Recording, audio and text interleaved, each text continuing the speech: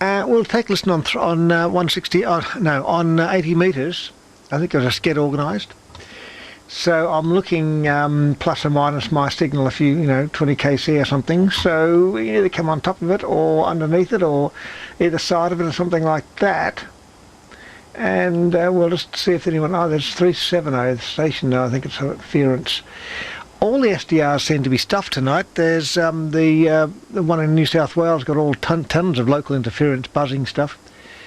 And I'm listening, looking at Croydon at the moment, which is a bit the best of the bad deal at the for the reception at this time. Although I seem to be coming through quite well. Yes, we seem to be coming through quite well on 80 from Croydon, Mr. KHZ Loops, which is very good service. You should slip him $1 or $2 if you use his loops very often, or his department. Oh, you're not allowed to advertise. I'm sorry about that. Don't pay him any money. No, can't do that. Okay, so I'm listening there. I'm looking there. I can't see any signal. Unfortunately, Freeman's Reach in New South Wales is down. It's not even showing up on the list tonight, which is a bit of a problem because we'd like to... Well, that's probably the best one to pick up from this location, Freeman's Reach, but it's not working. So I can't see any other stations in or on around me, unless it's underneath me. Hello, testing. There's nobody there. So we'll just have to take it by ear and see what we can do. Anyway, we'll go back to the regularly unscheduled test transmission and we'll have a listen in a couple of... Oh, is that someone coming up there? Or no, I don't think so. We'll go back and we'll come back in a minute or two. I'll try and see if I can get another SDR going. Do by running a monitor disc on the same shaft with the driving with the camera disc. I suppose it would. Okay, I think I saw a carrier. Eliminated a lot of variables. But the trouble is, if you want a practical system, I think I saw a carrier on the 3660 or something like that. So come on again if it is someone trying to contact us.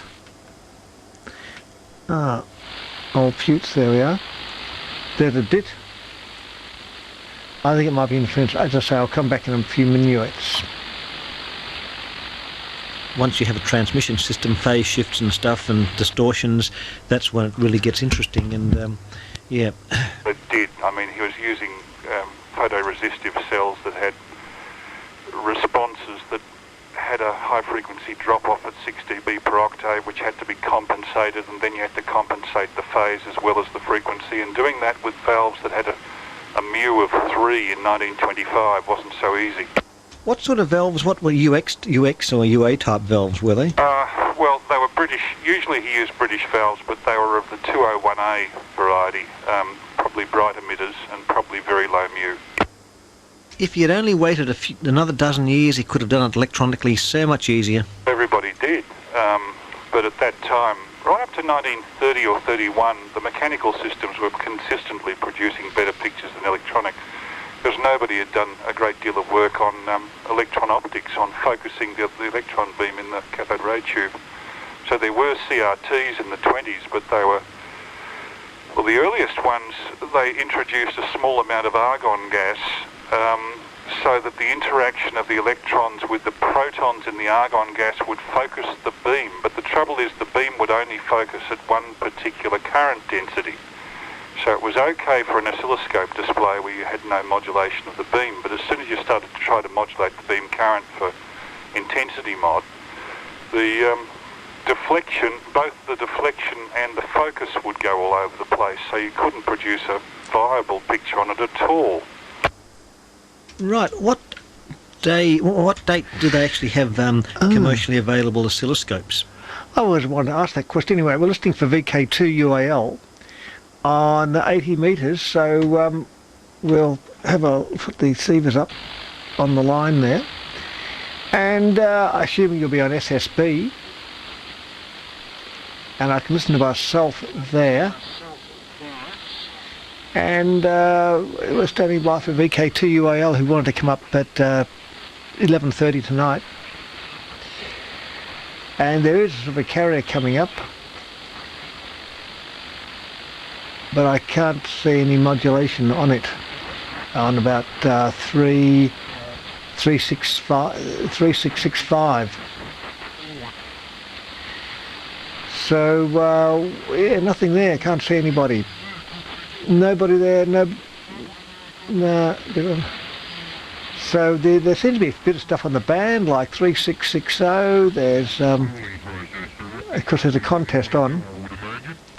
I've only done that sort of thing a few times in my life. Yup. Little trinkets for myself.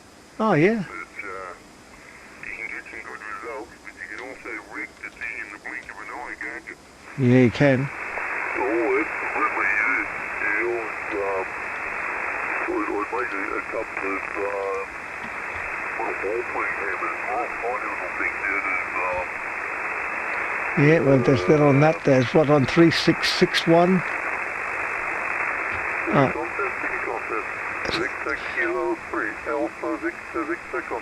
There's a contest going on.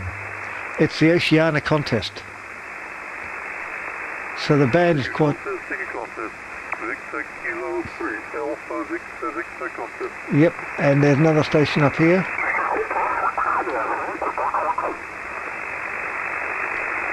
CQ test. So the band seems to be full of contestables going on. And I'm looking at the spectrum now, plus or minus my signal, listening for VK2UAL, who is going to, if you're listening and you can't get through, it's Mr. Fox, isn't it? If you're listening and you can't get through, you can text me on my phone, my mobile phone number, 0429 141849. That's 0421 what is it again? 042. I've forgotten. 0429 141849, I think. Or send me an email, and maybe having trouble getting through or something. So we'll see. In fact, I'll just check the email now and see if any important emails have come through. And no, I don't think so. No. And yeah, we know that. We know all about that. Yes, that's right. Okay, so without further ado, we're listening for Mr. 2UAL on 80 metres. I'll go to the New South Wales SDR, which is a fantastic one, but it's been off for a week or two, and it's come back on. It says crap. It's got a lot of local noise. I don't know what's happened to it. Maybe someone installed something nearby or something. It's just terrible on 80 metres, buzzing and squigglings everywhere. But we'll have a bit of listens, because it might be closer to our location that we want to get to. So we'll just go to that. And it even seems to be slow connecting, so who knows what's going on. Anyway, VK3ASE testing on this airs. We'll have a listen on VHF and UHF shortly as well. We've got Skype up and running, not Skype, Talky up and running if you want to come on Talk-O-Matic. So there we are, that's listening from, what's the, I forget the name of the place, but anyway, up there near, in the snowy river country somewhere. So I'm looking at the spectrum there, listening for 2 VK2UAL on there's a signal just next to me. Whether it's Mr. Fox, I don't know. Let's have a listen to it. I'll put it on LSB and we'll turn up the volume a bit. There's all that noise on that band here that's on there. So we'll just have another listen, see if anyone's there. I'll just see if I can demodulate that signal. I don't know that any modulation on it. Just looking at it on the line here. Got there, it's coming up again.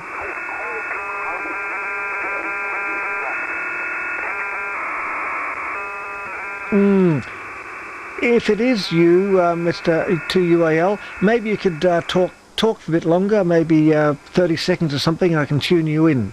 But I think it's just some spasmodic signal that's coming in. So we'll just have another listen, and if you'd like to, oh yes, there he is there. Maybe it's AM, I don't know.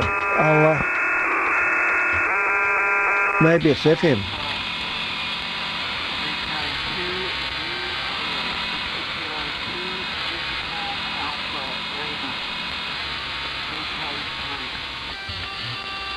Okay, I did get you.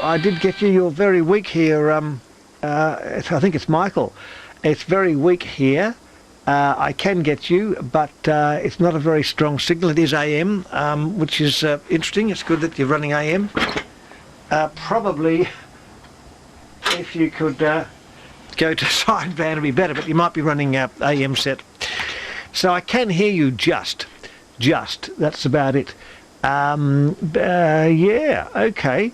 So it's just that if Sydney was working well, you'd come through. What I'll do, I'll go to the other website. There is a another website in Sydney, not on the sdr.au.org site, but there's 2MBS, isn't it, in Sydney, which I'll have a listen to that. I'll just put them in the search engine. I haven't got it listed on the thing. And we'll see if we can see it get you there. But we did get a voice signal from you, which was quite good. Okay, VK2MBS, I think. The I'm hitting the wrong keyboard. K2. There we are. 2BMB. I don't know what it is. VK2. This is getting very confusing. I've got so many computers here, I don't know which ones are doing what.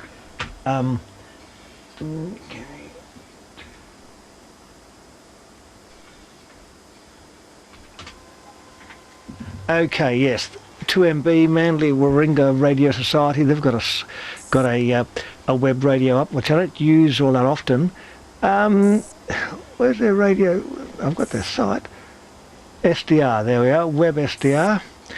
And maybe I know 2UAL obviously is in Sydney somewhere, and we'll type in the frequenza 3660 or something. 3660, and I can see something's coming up there. Someone's doing CQ contesting. Okay, well, it's not much use. I'll zoom in. 36. Oh, hang on, wrong part of the band. 3670. I never come in well into Sydney. I can see my thing there, and I can see Mr. 2UAL on there as well. Very weak trace, so it's not very strong. If I zoom max in, and I put that there, and I put that on lower sideband there. Okay, I'm listening to you from Sydney, if you're listening, Mr. VK2UAL. I can see a carrier. Oh, there's a big strong signal there, maybe that's him.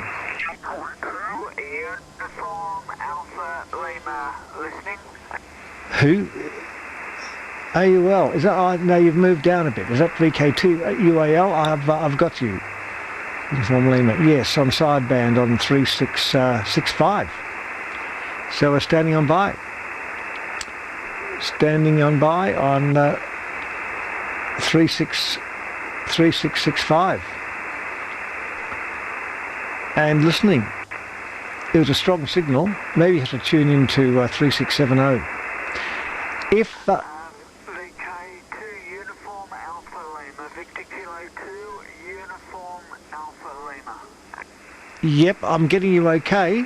I'm getting you fine. You're coming through quite nicely, thank you. On singular sideband. Uniform Alpha Lima, yep. No problems. So you're coming through fine. I'll tell you what you can do. You're a very strong signal from this particular SDR. You can come right on top, 0 beat on 3670, and then I can just talk to you. I'll just listen to you because you're stronger than my signal is in Sydney. So I'll listen on that if you'd like to come through there, Mike. So we're standing by for VK2UAL on 3670 kilohertz, and listening on the line. He must be, maybe he's in Sydney. I'm not sure where he is, but we'll just keep listening there and see what happens. So yeah, we'll just keep a listen out for on the listen line. But he's not coming up. Maybe he expects me to go down there, which is a bit complex. I can't really do that at this stage of things. Okay, I wonder if Frank's on, or anyone, or Frank, or anyone. 145 megahertz.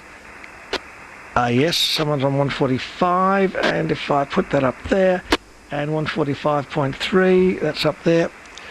So if anyone wants to come up those lines, they can. Good evening, Dave. Good evening. Oh, go and turn you off. He's not sounding as sick tonight, is he, that announcer? Sometimes he's sounding very sick.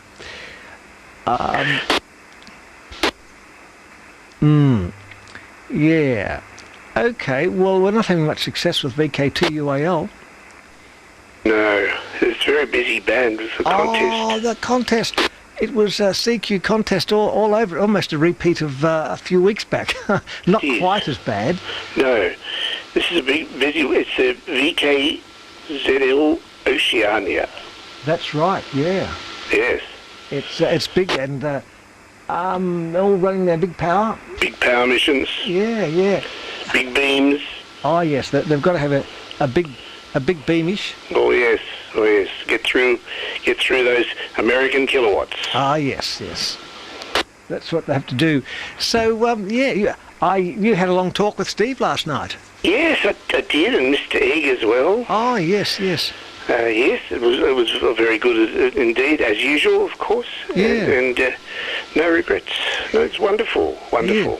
I think he's coming up. Who the Egg? No, he will. I think Mr. Steve. Oh, Mr. Steve, I think he'll come up. Yeah, and you're coming through very well tonight. You must have things adjusted. You must have set them up last night. Oh, I have, yes, tuned to the minute. Oh, right. Yes. Now, I'll just give another call for 2UAL. Yes, go ahead. I'll stand on by. Okay, now, VK3ASE on 3670, listening for VK2UAL. Now, I'm getting a good signal from you from the Manly Warringah Radio Club SDR site. And you're very strong on 3665. Now, if you like to come up on, you're much stronger than my signal up in Sydney.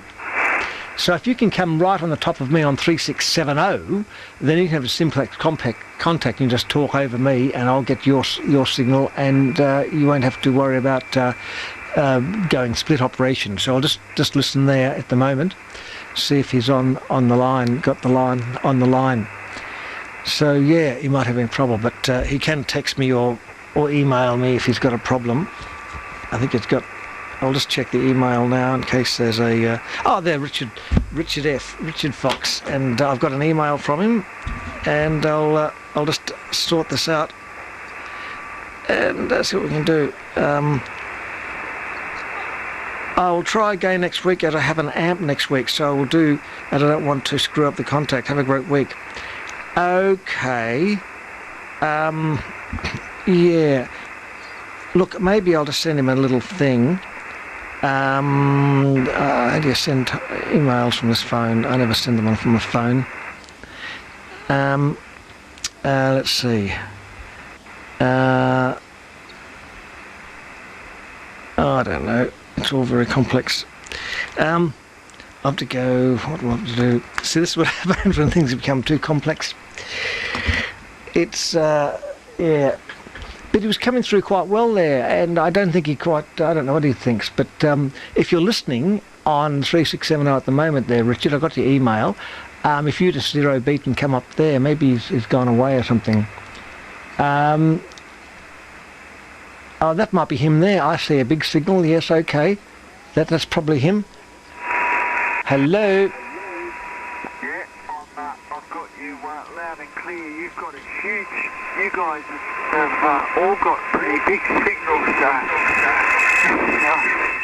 it's not doing real well.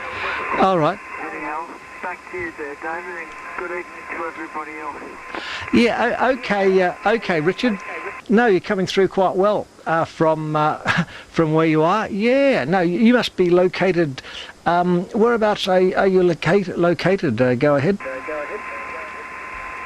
yeah, I'm located in Chatswood, and the SDR you're listening to is my local radio club that I've been a member of since about 2000. So, yeah, that's on the top of the abutment of the northern beaches. Yeah, righto. Well, look, that's good. It's working okay now. No problems. You're a big signal into there. I was trying to get you from the other SDRs, but obviously you're just very close to that one. So it's coming through quite well. So yeah. Now I never get into that Warringah Manly Radio Club very well on 80 metres for some reason, but you're getting into it quite well. So that's good.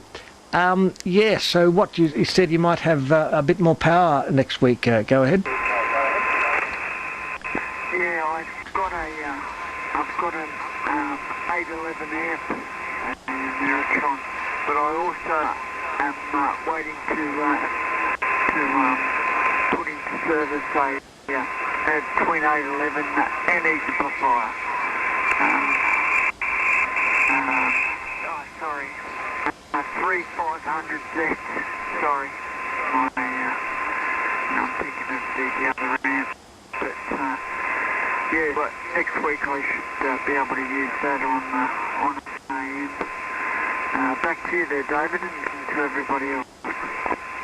Yeah, okay, Richard. Yeah, well, look, if you, that sounds like you might make a big difference if you come on that. Okay, it seems working okay. Yeah, what's that? So we've only got Frank on the line at the moment, but I think we'll get the others up soon. So that's good that you've got that organised, and we've certainly had email contact for quite a while, and now we've heard your voice via the air, and it's really good to hear, and glad that the signal's getting to Sydney okay. The 160, I don't know how FM gets into Sydney okay. Probably doesn't get, FM might be a bit messed up by the time it gets that far, but you never know. But that's great. Okay, well now next week I think I'll be on. I think we'll be live. There is the Hamfest on Sunday, I think. So, but that's Sunday, not Saturday. There's a Hamfest at Yarra Glen. So I'll go to that. But yeah, we'll see if you're around tomorrow night, next week. And with more power, it should be quite good. And if you come on, yeah, we could come on like you did before, a bit off my frequency or something. It could work quite good. So we'll stand by for that next week. And yeah, I thought the band might be a bit full tonight because of the contest, but it seems to be okay. So we're able to conduct this test anyway. I'll put it back to you before you head off there, Richard. VK2UAL, VK3ASE. VK3ASE, VK2UAL. Yeah, well, I didn't know about the competition, and when I heard it, I thought, that'd be it. For the contact, I thought you wouldn't leave the coffin for 24 hours. But yeah, doesn't seem to be too many around here. Yeah, well, it's good to talk with you on the radio for the first time. Yeah, I always enjoy listening to the recordings. And we've got a real interest in AM broadcasting. I've found a lot of really good information and theory books, modern theory books in PDF format. And they've been very handy. Anyhow, back to you there, David. Yeah, okay, very good.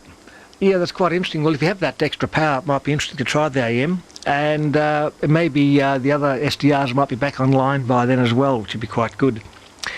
Yeah. Okay, well, it's good we've made contact, and obviously it might be better next week. So yeah, you've been listening for a long time, and now you've become part of the thing. That's probably, I don't know, it could be good, could be bad. Just ask Frank. What he's been listening for so long. He's just, I think, it could be quite have quite bad effects to you, but not to worry. In fact, Frank was listening before anyone. Probably he listened to the old time nets back in the 50s. So it's going back a long time. Long time. Yes. Okay, well, we'll maybe catch up with you next week there, Richard, and we'll just put it by for any final comments, and we'll see you later on. VK3ASE UAL to take it. VK3ASE on 3670. Yeah, not a problem there, David. Thanks very much for pressing on and making the contact with me. I'm very grateful. You guys look after yourselves and have a enjoyable weekend. 7-3. This is VK2UAL in Sydney. Off and clear. Good night. This is VK3JR working crossband on 2 metres. Richard, and returning your greetings and wishing you well for the week, and maybe you'll come up with your big signal next week, and we'll have a long contact. Look forward to that, if that can happen. Yes, that'd be quite good, wouldn't it? So we've made it to Sydney. We've got that. See, that's for us. That's big DX. Big DX, isn't it? All these people doing big DX. And, to Carnegie to Glen Iris is about our normal sort of DX. That's right. But, yes. Now, just I can turn that SDR off, and I think we've got Talky up if Mr. Newbeck wants to come on the Talko line. And just a bit of set that up there. Oh yes, I'm on the Talko line. I'm just looking. I've got a special VU meter for Talky, so we know what's coming up there. And Frank will be on that one there. So it's line 2. Okay. So now we have. I think we might. I know Noel. I think when we've got, maybe it's Newbeck. We'll put up some main putes, isn't it? I want. No, is it? Oh, I wonder what's not coming through. Anyway. Yes. Oh, you're there. What? Okay. Yep. Okay. Is that Mr. Newbeck or Mr. someone else? Or is it Mr. Noel? Yes, I'm here. Oh, good. Okay. Well, we know Talky's working there. Okay. Now there's 2 people on. There's anonymous. So I wonder who. Noel. Noel's anonymous. So, oh no, there's Noel at the PJC, and there's anonymous. So there's some anonymous person on the line, and we don't know who it is. Oh well, we'll have to leave them up for a while and see if they're going to say anything. Yeah, okay. Now, I had all these things to say, and all this happened, and now they've only got one on. I think they've got Noel on the line now. Anyone wants to come up, they can go to talky.io. You just type in talky.io into Google, and you go to talky.io. There's a website there. Just type in X bands, and the thing that says type things in, and that's the word XBANDS, and then you're connected to us, and that's probably a good thing or bad thing. Who knows? I must do that one day. Yeah, well, look, you've got such a good signal. It probably isn't all that necessary for you, but I'd just like to see if it works. It would be interesting to see if it works, and it works really well. I can even talk to myself. I can turn it up on the phone here. Yeah. And so fall back from me or on Talky or because I haven't got a computer where I am. No, well, you can just use a phone. I could do that on my iPhone. You could do it. Well, that's what Steve was using last week from Magnetic Islay. Wasn't that good? It sounded really good, apart from the wind. Very official with the birds and the curlew. Oh, how is that?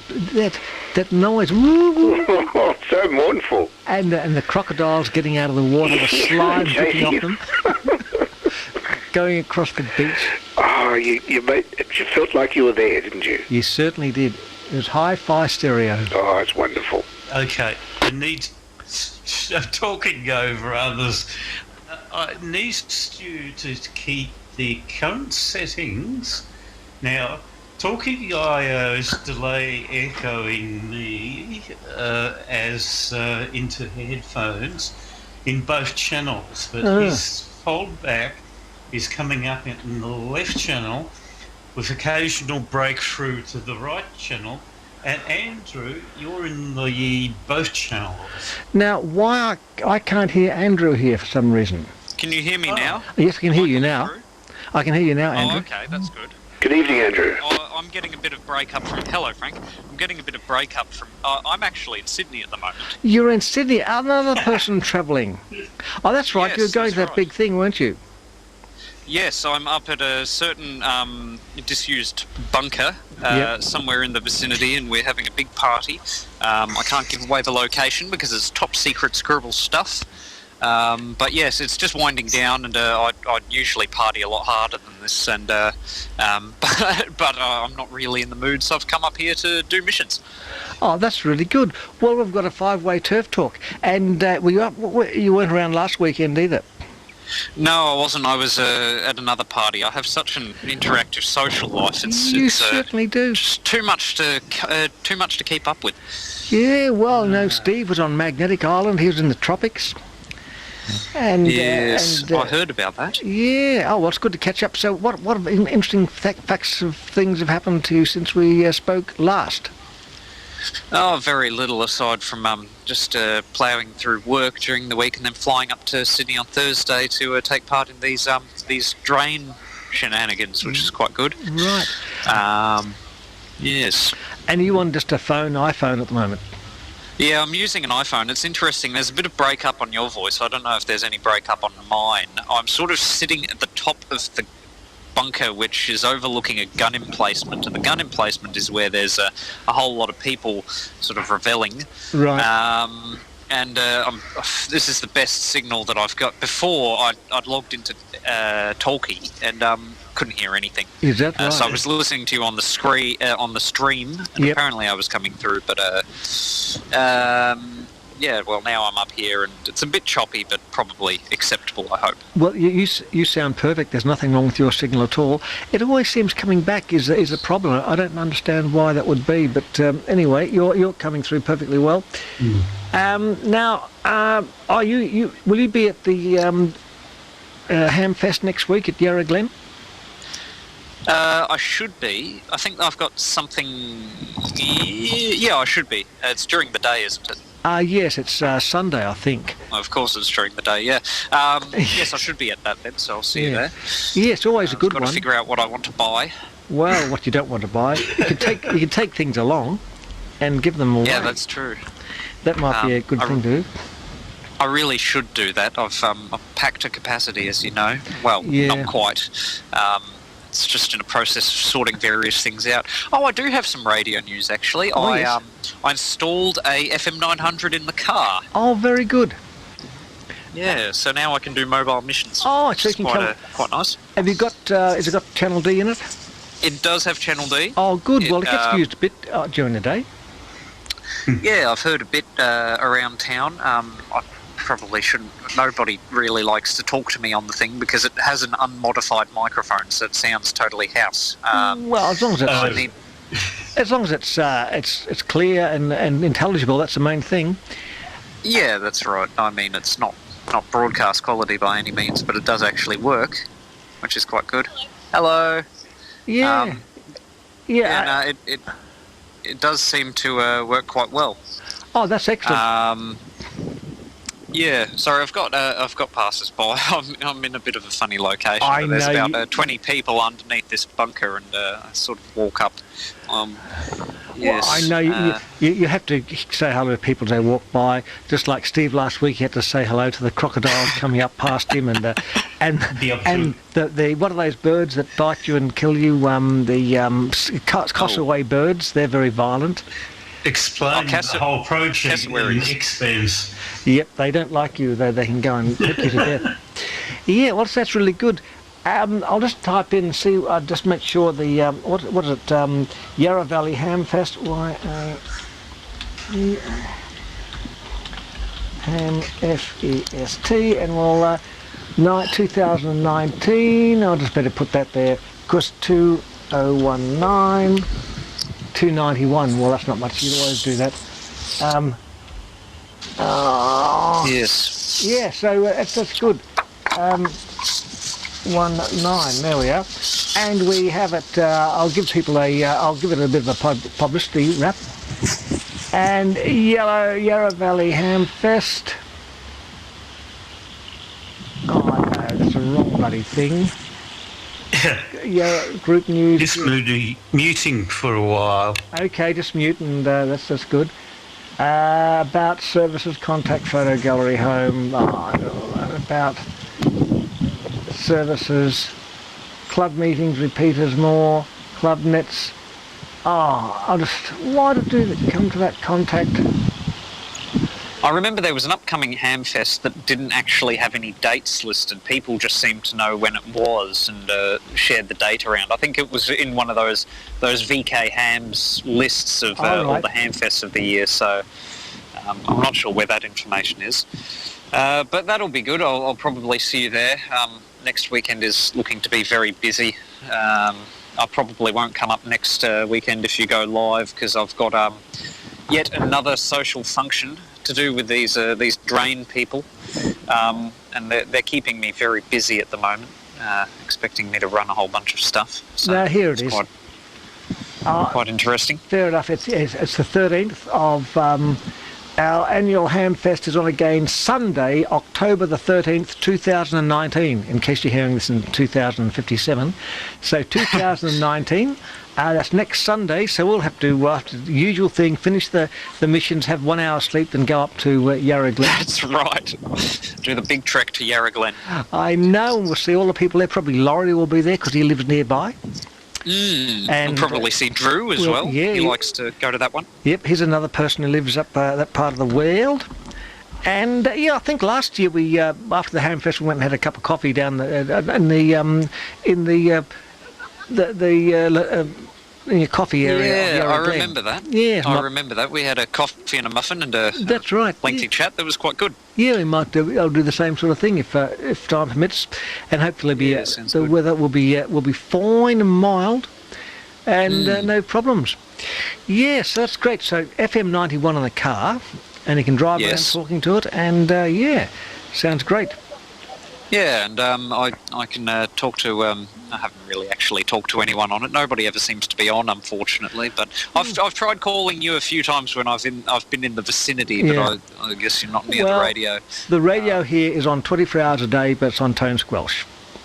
And right. Yeah, so I'll listen on open tone, and of course we do use it as a communications device here, and it is quite useful. But you can't have it on 24 hours a day without some way of mitigating interference and stuff and people coming on. So I'll have it open and see if I hear you. I'll give you a call back. Have you got any repeaters? Yeah, that'd be very good. Have you got repeaters in it, Andrew?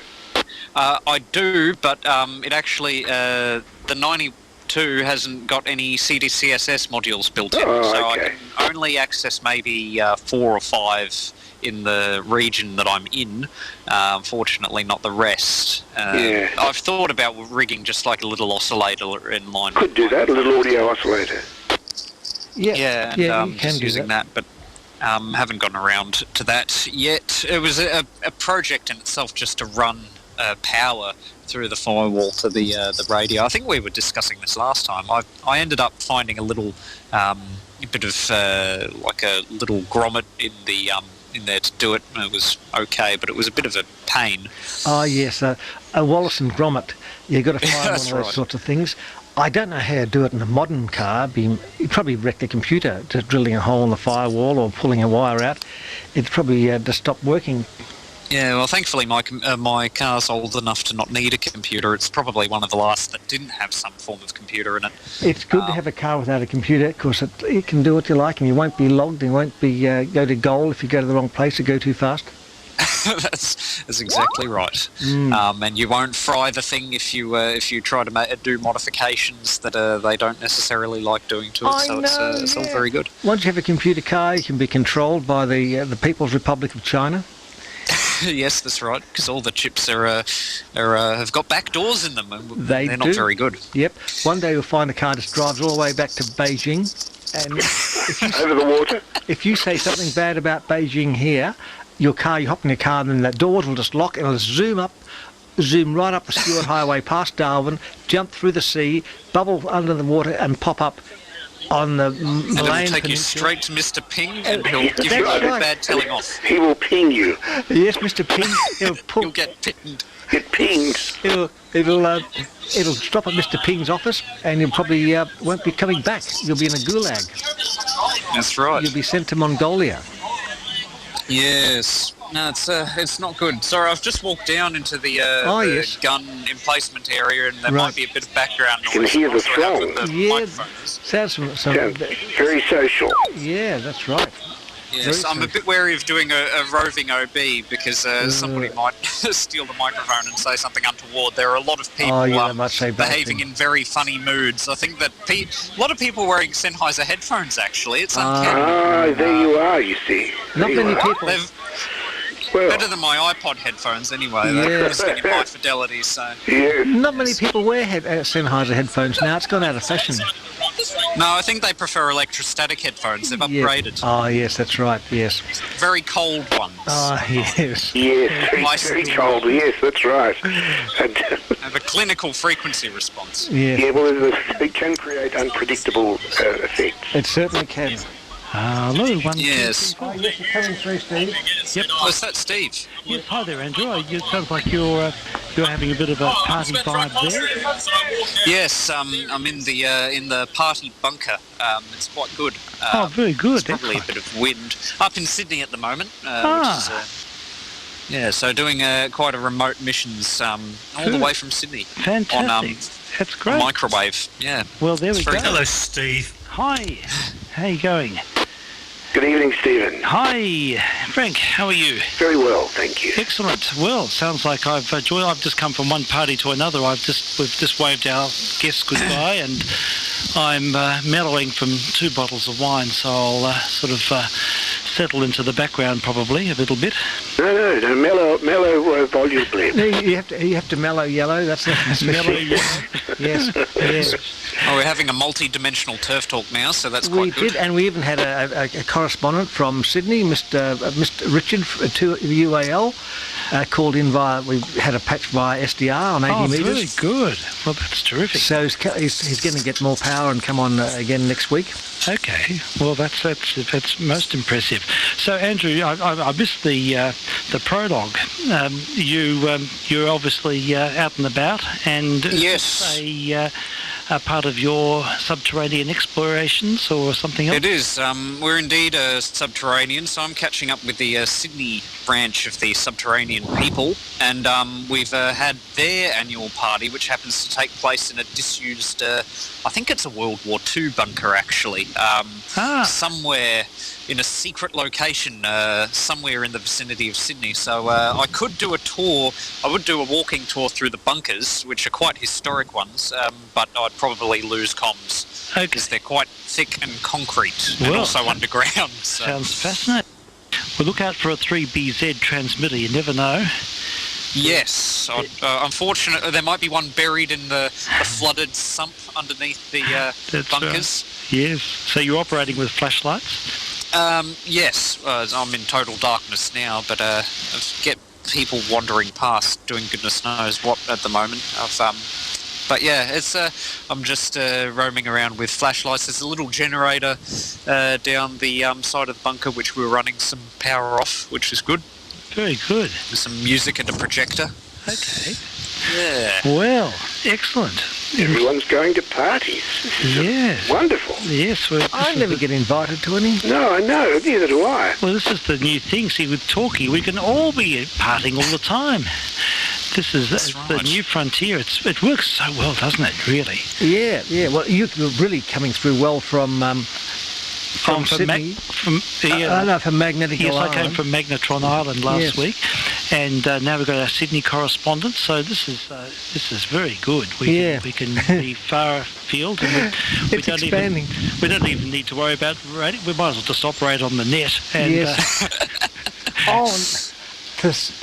when I came in, the bands are full. There's another contest on. Is there really? No. The Oceania contest. Okay. And it's interesting. I thought, gee, this is a worry.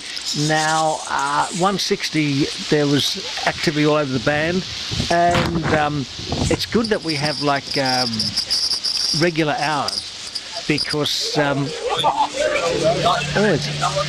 okay, so people knew to shift aside. Yeah, because our friend, our DX friend, he was on 1868, and he was calling CQXD.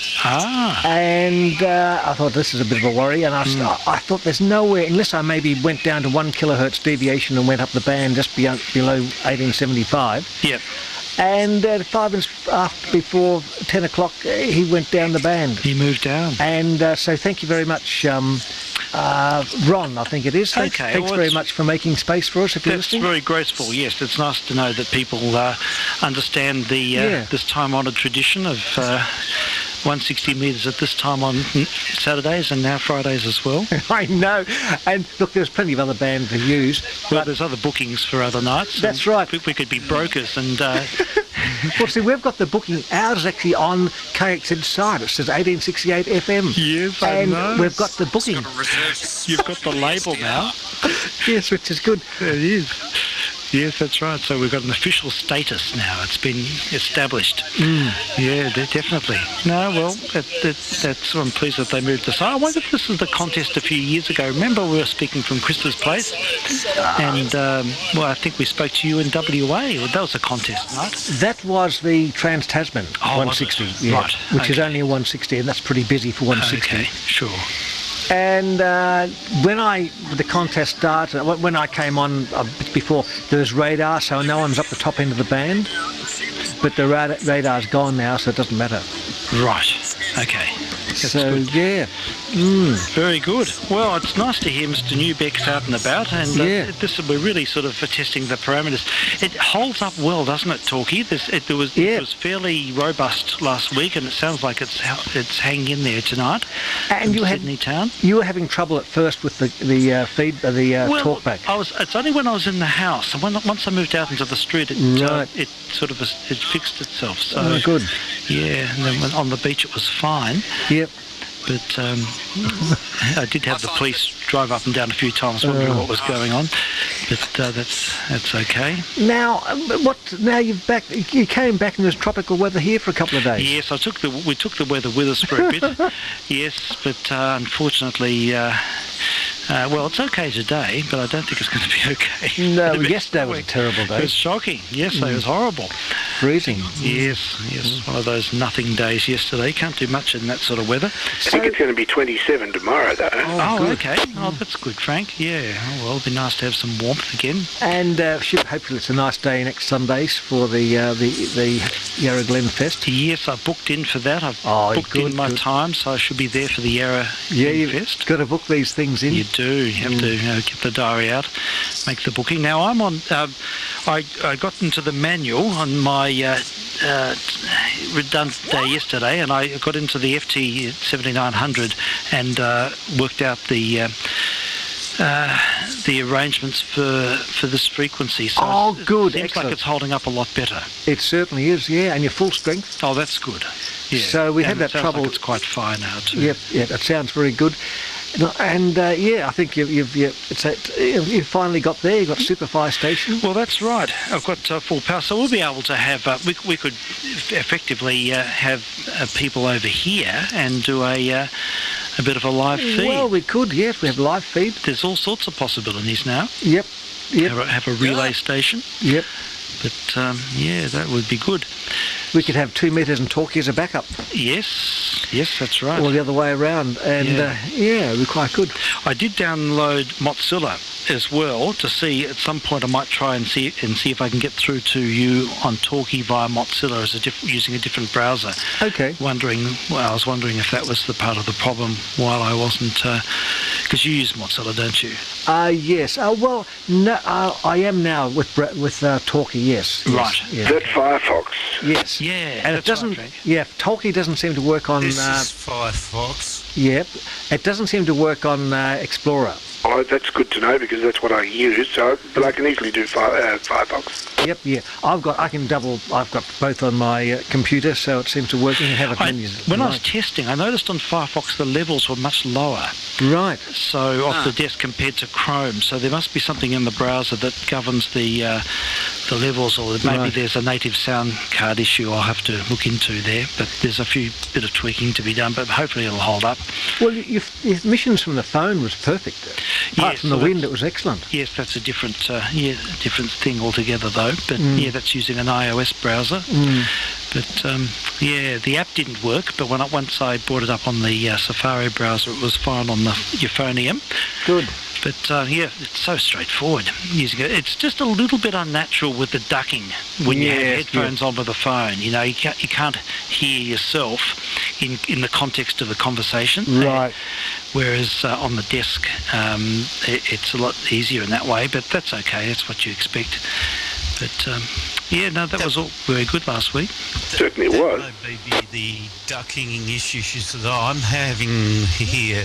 Now, I'm using Firefox Quantum 69.2 as 64-bit. Okay. Very latest download. Okay, thanks for that, Noel. 64-bit. Yep.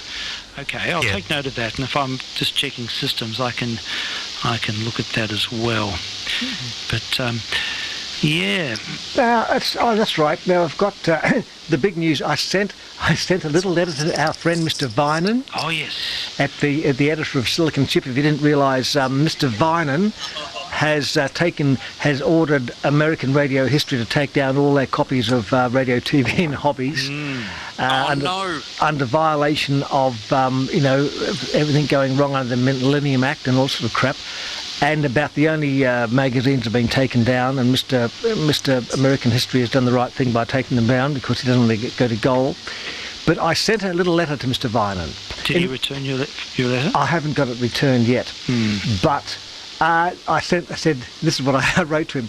Dear Mr. Vinan, now, because when we were talking last week, we called him all sorts of names and we said we're never going to buy Silicon Chip again and this sort of thing. But I thought I'd better tone it down a bit for the official letter. Dear Mr. Vinan, I have an almost complete collection of Radio and Hobbies and RTV&H and Electronics Australia to 1970 on paper, taking up a lot of shelf space. I also purchased the DVD-ROM years ago when it came out. I refer to the material in these documents quite a lot, and if I'm away from home, I used to go to the American Radio History site to look things up. Your recent copyright claim on American Radio History needs to be rethought out, as most of the people seriously interested in your past issues already have it available in some form, and the loss of revenue to you would be minimal. The original CD-ROM is now widely distributed, and most people interested in retro electronics have a copy on hard drive given to them by people who are those who originally owned the CD. It may have already happened, but someone without the scruples of American Radio History will just put it online on a dodgy server somewhere, and you'll have no way of enforcing your claim. The original CD-ROM was made when space was expensive, and although the colourful pages are in high res, a lot of the pages are almost unreadable, so I have to go back to the paper versions to read circuits, etc. As it is about the same, if you put up a really good scan of all high res, it would sell itself. But I think the commercial value of 70-year-old technical papers is very limited. Most of the leading world radio magazines are on the site, and it is very disappointing to go to Radio and Hobbies and see it is not available. It does not put the long history of the Australian electronics industry in a good light. Anything before 1960 is really just historical artefacts. If you let, say, issues before this date be online, it would probably increase awareness of the magazines and as a result increase the sale of material from your company. So there we are. It's a very good letter. It is a good letter, and you've given him a strategy and a reason to change their tack. Yeah. And I think, without getting abusive. That's very, very good letter. Yes, yes. I was trying to be abusive, had to keep my hand on the keyboard. It wanted to tap like a Dr. Strangelove hand tapping bad things. No. It was lucky you didn't write it last Saturday night. I know. To Jekyll and Hyde. That's what people do. People Twitter and stuff in the height of emotion. in the height of emotion, you always have to stand back. You do.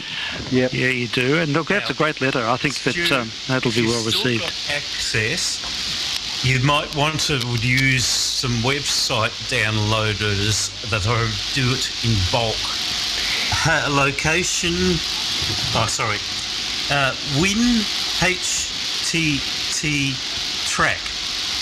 It's a website downloader.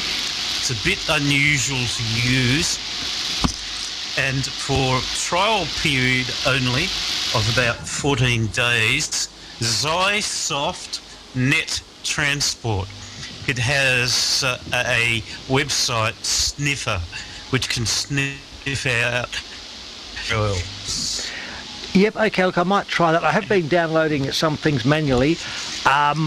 Your list will try, and these two will try and do it automatically. Right, okay. Just so much stuff to download. But yeah, I've been downloading. I'm mainly interested in 20 stuff, but I have been downloading quite a bit. And I think I'll investigate those things. It'd be good just to have your own copies of stuff in case something went wrong. If you need anything, I've got a Linux script I've been using to download things very effectively. Incidentally, do you have limited bandwidth on your website? So if people download a lot, you lose, you lose speed or something, or you get charged extra? Eek. My website, I don't know. I just pay $10 a month for it, and it was originally Yahoo. It's been bought by 10 different companies since then, and I don't think it's unlimited.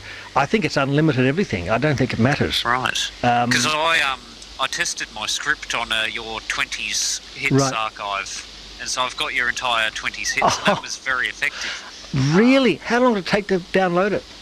I think 2.5 hours. Yeah, okay. Well, there's a few gigs there, I think.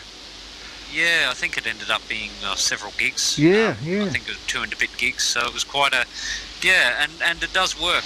So if you apply that, and you can... Some websites have a timeout feature where if you try to download too many things at once, it comes onto it and gets annoyed. But you can set a delay to override that. But it does work quite well. It's called wget. It's command line only, though. Now, I think Mr. American History, if you read his webpage stuff, I think he has negotiated with some copyright owners that they can't be downloaded or whatever. He has put restrictions on some of the things. Obviously, he's negotiated. So he might come across problems if you try to download it, but I suppose you will only know if you do it. If you've got a password, you can insert it in Zysoft and possibly with the other downloader. Right, okay. Yeah. Well, we might do that. Now, if I look at the original thing, people who weren't listening last week, if you go to the American Radio History site on Radio and Hobbies, it says removed by order of claimed copyright holder, and the thing is that all listings have been removed by order of the claimed copyright holder. If you would like the listing to return, please send a courteous and well-reasoned note to the email listed below. That's the editor. Mr. Nicholas Vinan wrote this to him. He said, "My name is Nicholas Vinan. I'm the director of Silicon Chip Publications Proprietary Limited, your website, blah, blah, blah." And he's got the unauthorised, the Digital Millennium Act, all sort of stuff. And the law, and also he's going to go to goal for 100 years and get $1 million fine, all that sort of stuff. So hopefully he might go back and negotiate to Mr. Vinan, who might be lilting on the vine, and we'll see what happens. Maybe we should organise a letter writing campaign. I think everyone listening to this... Something like that, I'd sign it. All listeners of the missions should write in. Yeah. Write your local member. Yeah, all right. They don't listen. I've never got replies from them. The address is VK3ASE. The editor, the address, well, you can go to look, is editor@siliconchip.com.au. So it's probably in the magazine. I think it's also important to advance the cause of the American History Site as being a repository and as a as an aggregated resource of all the magazines, and I think that as a standalone library it's really quite significant, and I think if anything it would certainly be in their interest to be represented. What about our sound and film archive? Yep. Us, Chris. Well, they put some new stuff out, which is quite good in HD. I see they've removed the comments. Oh, that's interesting. And I used to find the comments quite interesting. Often they were very pertinent. Now, quite fascinating. They were, and of course I know why they removed them. Of course, they're very PC, and some people were saying things that weren't really, wouldn't be acceptable today, and they had to take them out. But which they is can a pity. moderate them. I mean, exactly. It's probably just too hard. Look, I think someone from above said just get rid of the comments because we don't want to have a legal case, all this crap. Yes, it just sort of makes it all easier for them. Next thing, they'll be blocking out the bits that might have un-PC words. Oh, no. I hope not, because that's rewriting history. It seems like YouTube are getting a lot tighter with their copyright. I'm getting blocks all over the place now with my logs, far more than I used to. Yeah. And but I found a way to just there's an algorithm which will actually just cut out the offending bits. Oh, good. And it makes the whole process much more straightforward. So I'm pleased that that's there. But I'm wondering what's going on because it seems to be tightening up. It comes and goes in waves. I think it goes in waves. You're right. Yeah, that's something I have noticed.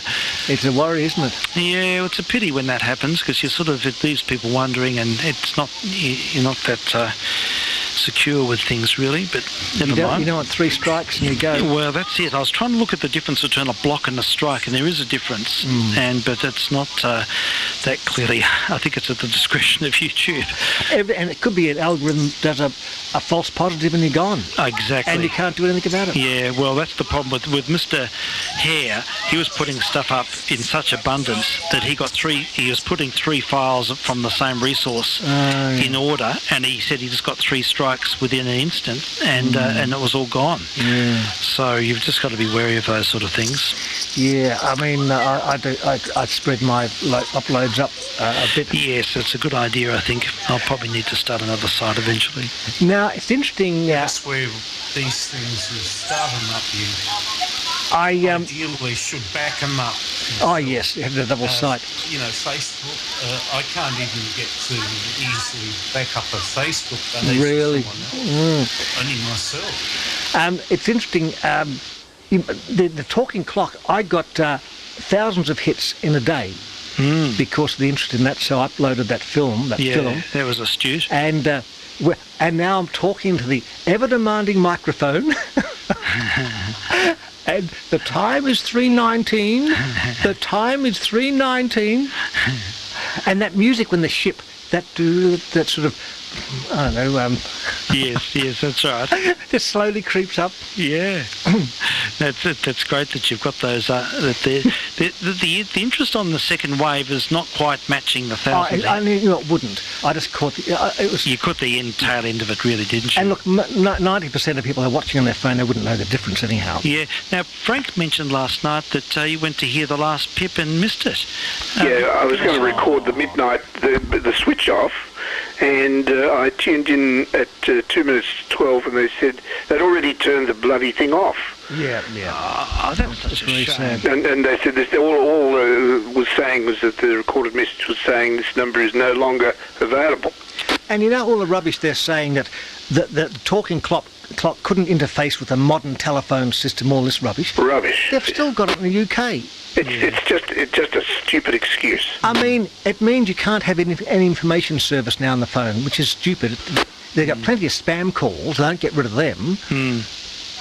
It's just absolute crap. Lots of private people have information calls. Yeah.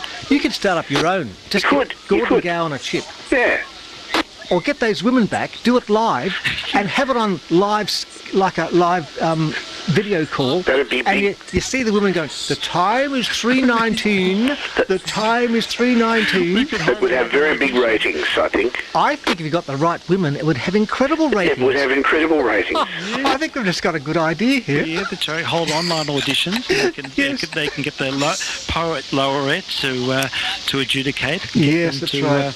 To practice. Now, Frank, you would have been like me. You would have dialed the time when you were young. Listen to that Gordon Gower, that voice with the All the time, yes, I did. You would know. And I remember listening to the sounds and the background noise. Yes, you could hear the thing operating, couldn't you? And it was the glass recorder, wasn't it? Yes, that's right. It was all on glass discs. It was like a film recording. Mechanical noise. Yeah, and here we are. Yeah, yeah. Now the sound is just. I think it's quite good. And I'm just trying to find clock. Yeah, no, it's. Amazing. And they had all sorts of other. There was an information service, yes, which was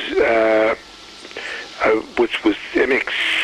I can't remember, but it was the same as the time, except it it ended in 3 instead of 4. It was 6074. That's the one. Yeah, that was the time, and this was 6073. Yep, that's right. There's a time, weather, news, something else. And you could ask this. It was live. You asked this woman questions to sort of. Could you look up a timetable for me or something like that? It was just a general. And I was a kid. I must have been about 8, and somebody dared me to ring them up and annoy them. And I rang them up and asked them how many holes there were in a crumpet. And you know what she said? She must have had it before. She said, not as many as what's in your head. Yeah, I'll shut up. I don't want that one there. I want the other file. Clock to here, talking clock high res a bit. Yes. The sounds of the talking clock. Now, because it's coming off that computer, I'll have to. It's just. The clicks and the clacks in that. Time is 3:19. There we are. There it is. There she is. The time is 3:19. Thousands of times a day in Melbourne alone. Telephonists until... Lovely. Time is 3:19. Have you got plenty of recordings of Gordon Gower? Not really.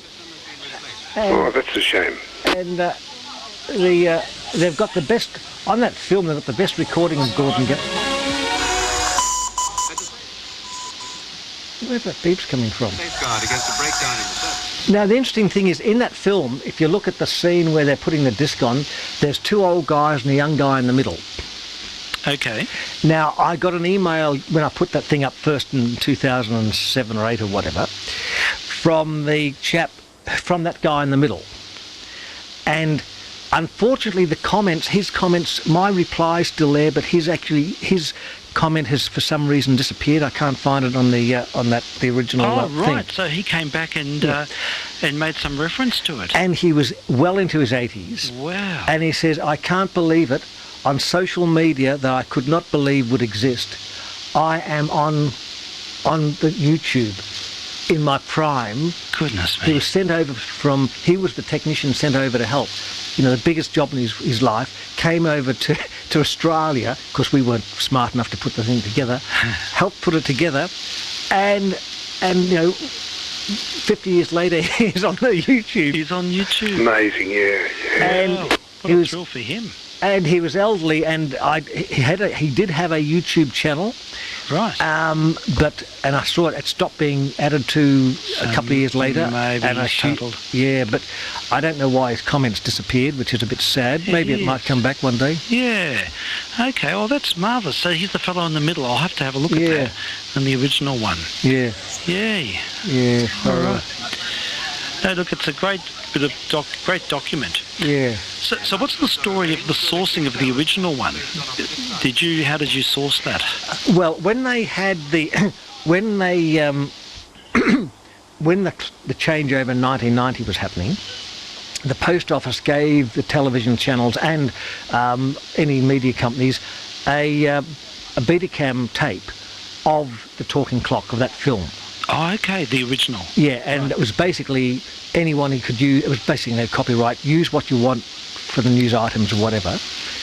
And that item ended the tape ended up getting here, and so it was taken off that. Right, so the tape fell off the back of a truck and ended up in your in your booth. All very good. What luck. There are a few shots of most of in their second film of the actual changeover in 1990. That was ABC footage. Yes. But there's a bit at the end which is from that tape. It's a post office shot. Yep. As well. And so that would have been properly telecine, then probably one generation down to Betacam to send out. So it's certainly probably as good as you'll get, unless you got the original film. That's you at the start, isn't it? Yes, it is, yes. One of my few forays into reading the news, which I did a few times before they decided you can't have someone isn't a journalist do that. I think it's very good. You do a great job. I thought it was quite good too.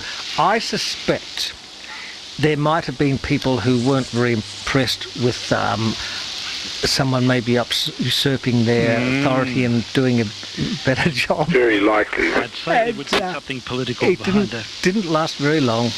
Oh, I'm pleased you got that. And it's a good representation anyhow with that topic. The only one I recorded was the one with the talking clock. With the talking clock, yeah. Isn't that incredible? Did you read the whole news service? Or There's a whole news service there. It's about Christopher Skase. Oh, okay. Very good. And bombings in Beirut or something. Yeah, I've never seen you look so tidy with this suit and pressed shirt and tie. Yes, that's right. Go to the wardrobe people and get made up. That's right. It makes a big. People do take totally different attitude to you when you're like that. Yes. Now, I do have another version of that segment, but it has somebody else announcing it at the start. It has a few different bits edited in. I think there's the ABC segment, but it's actually on that pile of Telstra Research Lab discs. Oh, yes. Oh, good. So I'll have to have a look. That's got some. It's the same segment, but it just instead of you, it has another announcer at the start. Right. Okay. Which is a bit odd. Yep. Isn't it? But yes. No. It's I need to dig that out. Isn't it pity Mr. Richard Peach is gone? Oh, great pity. Yes, indeed. And the thing is, when they upgraded the clock, they went from one plum voice to another. It didn't change at all. Not really, no. Kept it character, didn't it? It's a plum institution. They come from the Godfrey Stanton Hicks elocution school. I like that thing last night. Yes, how was that about? And that guy's got a resonance in his voice. Oh, look, he does. You can tell he's using a 44BX RCA microphone. When he's the bottom of his whatever voice was just resonating in the RCA here. Yes. It's just like a broom that booms out. Yes. It sounds incredible in here. He was so proud of his voice. Oh, I think so, yeah. and you speak slowly. It sounds so unnatural, doesn't it? Oh, it does. Yeah. He probably needs lessons on how to speak properly. Imagine if you talk like that normally. It'd just be a walking boredom. Talking clock. Yeah. And Gordon Gow would walk into a shop and go, I'll have 3 of those, 1 of those, and at the third stroke I'll have an ice cream as well. Precisely. And let's have the original Beck on the talking clock. Yes, he could. He could have done it. So, Mr. Gordon Gow, you'd never let it go, would you? No. He'd be a tag for life. He'd be like Christopher Reeve doing Superman for yeah. He couldn't be anything else, could he, but the time man. Now, that's right. There's no reason they couldn't transcribe Gordon Gow onto a chip, and we could have Gordon Gow talking clocks everywhere. They can sell them. I'd buy one. I'd buy one too. At the third That's stroke. a really good idea, actually. I'd pay good money for that. So would I. Yeah. Well, he could have become another Siri voice or a voice for the computer. I wonder what they do when do they sit there and read a whole lot of phrases, or do they... Yeah, that's what they do, I'm pretty sure. Is it? Yeah, and it just gets broken up. The phonemes are all broken up. Okay. And, fit into an appropriate algorithm. Really? Service from London. Yeah. Okay, that's interesting. Is that right, Andrew? Do you think that's how they do it? I'm not sure, actually. I think they read a bunch of phonemes or diphthongs or something like that, and they can compose words out of those with a certain algorithm. Yeah, that's what Frank was saying. Basically, that's been the style of recently. Yeah. Keith Allen, linguistics, wrote early software for this sort of thing. It's interesting, that film. I love the shot of the guy listening to the speaker with that haircut, that 50s haircut. Yes, short back inside. And he turns up the knob and it goes... It will be 9:50. And they say, just walk over here, walk past the racks here, turn that knob there. Yeah, look at that meter. Accurate to 100th part of a second. And how do they have a cupboard with an oscilloscope in it? Yes, a Cossa Crow. Yes, like I think it was the one that I dropped off the tower. Yes, probably the Cossa Crow that you had. Did that video on. Or that Mr. Egg has now. Yes, he has it. Yes, the listening egg. He probably is. Yes, you see the Cossa Crow with a pattern. Yep, yeah, it's quite amazing. It had to be kept in a little cupboard, and probably only the chief engineer is allowed to use it. You have to sign in for a key, so Yes, open the that's cupboard. right. Yeah. The key to the Cossa Crow cabinet, which would be. And all the equipment had covers. Oh, it did, yeah. It was all very sort of official. And it was they were using those valves up till 1990. Isn't that incredible? Of course, that first shot in that changeover in that same room has got the same rack. It's the same. Looks exactly the same. Yeah. So what's the state of affairs? It's in the Science Museum now, isn't it? Or well, every capital city had one. Here we go. Incorporated in the equipment, so that the technician may check visually any variation in the working clock from standard time. And now, on the twist of a dial... A twist of a dial. Great term of phrase. But, yeah, look, I think every capital city had one. And there was one at the Black Mountain, in Canberra. And I remember seeing it some years back.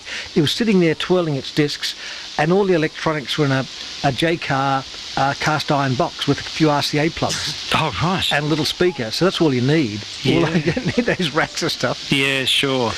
But the mechanical side of it is, it must be fairly... You'd have to contain it well. Yeah. It would be fragile, wouldn't they, those glass discs? Yeah, I think they're spares, though. Yeah, you wouldn't want to break one, otherwise there'd be a few nasty disruptions. That's right, yes, yeah. But I don't think it's at the Black Mountain Tower anymore. I think that it's last time I was there, it wasn't on display. Photo film. Oh, that's a pity it's gone. Yeah. Oh, well, it's interesting. So a bit of interest in the in Gordon Gow and the speaking clock. Because it's interesting. There's a boost in the ratings a few months ago when they announced it was closing. Right. And then when it did close, it's a super boost. Wow, that's interesting, isn't it? You can almost anticipate some of these things. Yeah, and it was Facebook, ratings basically. Now I noticed gets shared around. Yeah. The original closing date was supposed to be in July, and they extended it apparently. Right. For 3 months. Yeah. I'm not sure why. Yeah, I can't imagine it costing anyone very much to run. No, it's very useful. Would be very useful for a lot of people that can't get WWV. Yeah. Or, I don't know. WWV and VH might be closing. Well, I keep saying that. Saying that, yeah. It was definitely going to close last year, and there was a storm of protest, and if that goes, I better start recording WWV. You better do it, yes, because if it goes, we'll have to set up a transmitter and have it going ourselves. Well, the thing is, the Chinese will set one up, and they'll just take the frequencies, and we'll have Communist Party propaganda between the time signals. Well, that is it. They'll be in there. Time for revolution now. Yes, the third stroke, we will be having a revolution. Yes, the readings from the little red book on the minute. Yeah. There is actually a Chinese one there. It's in Kwangtung or somewhere like that. Yeah. Okay. But if WWV goes, they can put the whole thing on. They will. Totally take it over. They'll hijack it within 5 minutes. Yeah, like they've taken over Radio Australia. Yeah. Oh, that was shocking. Yep, terrible. What? $5 million a year to put our voice to the Pacific, and it's gone. That's it, gone. And WWV NIST have various IP servers for syncing the clocks. Yeah. It's not the same though. You need an HF service. What happens if the IT in the world, China hacks all the Western world's IT? You'll need WWV to find out what the time is. That's right. Well, we'll need BPM, China. Yes. We need the talking clock again. That's what we'll need. That's right. Bring it back in. Yep. Dust it down. It could run. There's no reason why a machine like that wouldn't run forever. You just oil it. It's like a clock. It just goes, ticks along. Yep. Give it a source of power and leave it go. That's right. Yep. Yeah.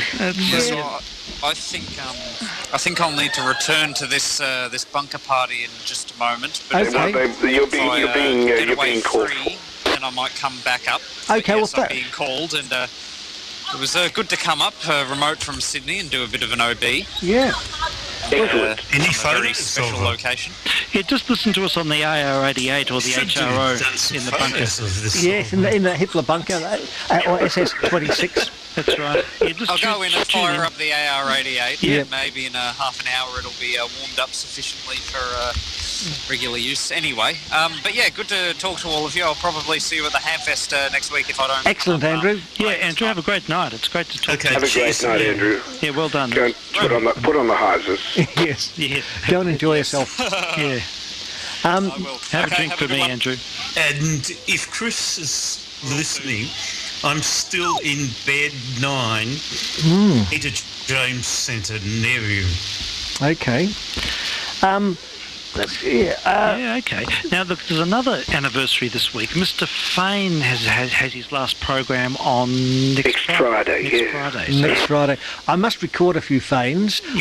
I've got a lot of Fains from the 90s and 2000s. I've got when the state burnt down, I've got the Fain Fire Day. Yeah, that was his great, that was his moment of glory. His moment of glory. Yep, he didn't go and get his hair done because he didn't want to, a big time of his life. He actually stayed and did the show. At the helm, didn't he? Yep. I think he had something to say about the person getting their hair done. Yes, that's right. Well, look, if you're the captain of the ship and there's a sinking or it's action needed, there's an iceberg coming, you get your hair done and leave it to the second officer, wouldn't you? That's right. All the time. Yeah, you wouldn't sit there and get the glory, sit in the room. And, of course, she had to go and have a meal, and the fact there's a 24-hour in that emergency room. There's a restaurant there, 24 hours a day. You can get hot meals, so you can then go back to your computers or your radios or whatever you're doing, and you can stay there indefinitely. And I've been there, I've seen it, and eaten at their thing. But you've got to go and have a proper meal down at a proper restaurant in a proper suburb. Yes, that's right. So you can look after your hair, especially. You can't be seen with hair that's not, perfect. I know. The perm means everything. You get a perm. You've got to turn your phone off so you don't get interrupted during that thing. Of course not. No, the conversations with the hairdresser is very important. Very important, yes. So, yes, it's... Okay, yeah, well, Mr. Fain certainly had something to say about that. Right. And, very big blunder, wasn't it, Richard? Yeah, oh, God, yeah. And so that'll be the end of an era. He's been doing it for so long. He has. It's his whole working life. It was a big decision. He could have been making megabucks as a barrister. He'd started doing the law report on Radio National. That's right. A liar. Right. Yeah. And then he did a TV program on consumer affairs. Okay. For a while. And he was working on that for a bit. And then he went to wireless and got that gig in the morning gig, which is pretty amazing. But he used to do a fantastic thing with Terry Lane. Okay. Yeah, that was great, wasn't it? And I've got all those recorded. I must put them up. They're fantastic. Please. They are fantastic. Like Mr. Lane was really good, and they both got along so well together. And I think they were sort of... They had left-wing views then, but I think they weren't quite as bad as now, and it was more credible, the things they talked about. And I thought it was a more general discussion. They've seemed to have got a bit bitter and twisted, or Mr. Lane has, I think. Yeah, Mr. Fain and Mr. Lane. Yes, Fain and Lane. Mr. Sheen and what's the other one? Yes. Yes, they sort of sound alike even. Yes, they did. They've sort of, seems like Mr. Fain's modelled himself a bit on Mr. Lane. I think so.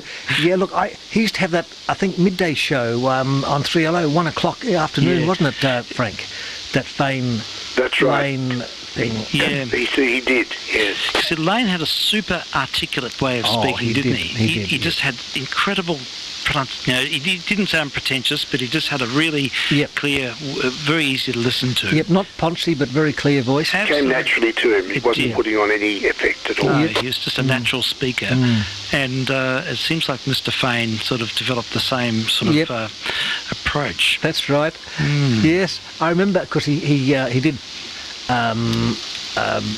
did leave the ABC twice. He got kicked out a couple of times because he was too progressive. And he did the first talkback show on the ABC. Did he really? Yes, that. And of course the other stations were doing talkback, but the ABC was, because of the regulations, and they didn't want to do it. So they had the special talkback thing, and instead of we went to 3AW to look what they had. They had a little plastic box. It was the phone controller and interface, and there was just one button on it.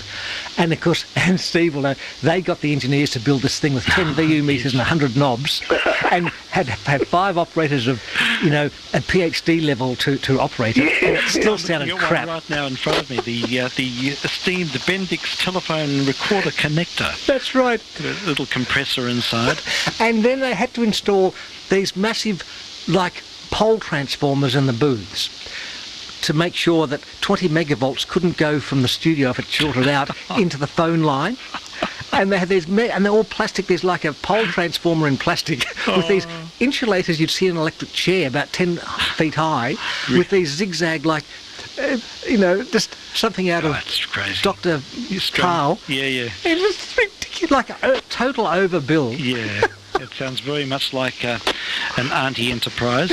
And they had Mr. Fane was up in a little booth up in the recorder section with an old army telephone with a wind-up thing, and he had to talk through that, and it was all just, I had to go through a million switch room patch looms to get there. It was just ready for stuff-ups.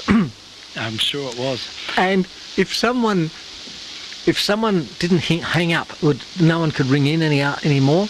Oh, really? Yes, that's right. Oh, so you could hold up the line. Yes, and someone did that on his last show. Oh, no. Yes, they held up, they went down to the post office and rang up all the lines on the post office phones and left them off the hook, apparently. Oh, they did it deliberately. You don't know anything about who it was? I don't know who it was. No. And he said, well, I think it's on my website.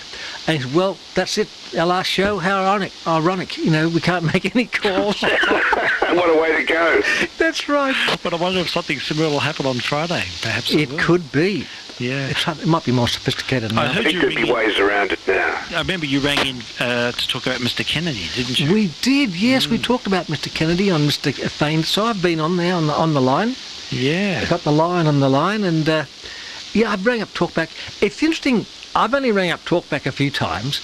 You do get bloody nervous. You're standing on the thing, and you're hearing the thing back. Oh, you'll be the next caller in line. It is quite frightening. It is. I used to have to do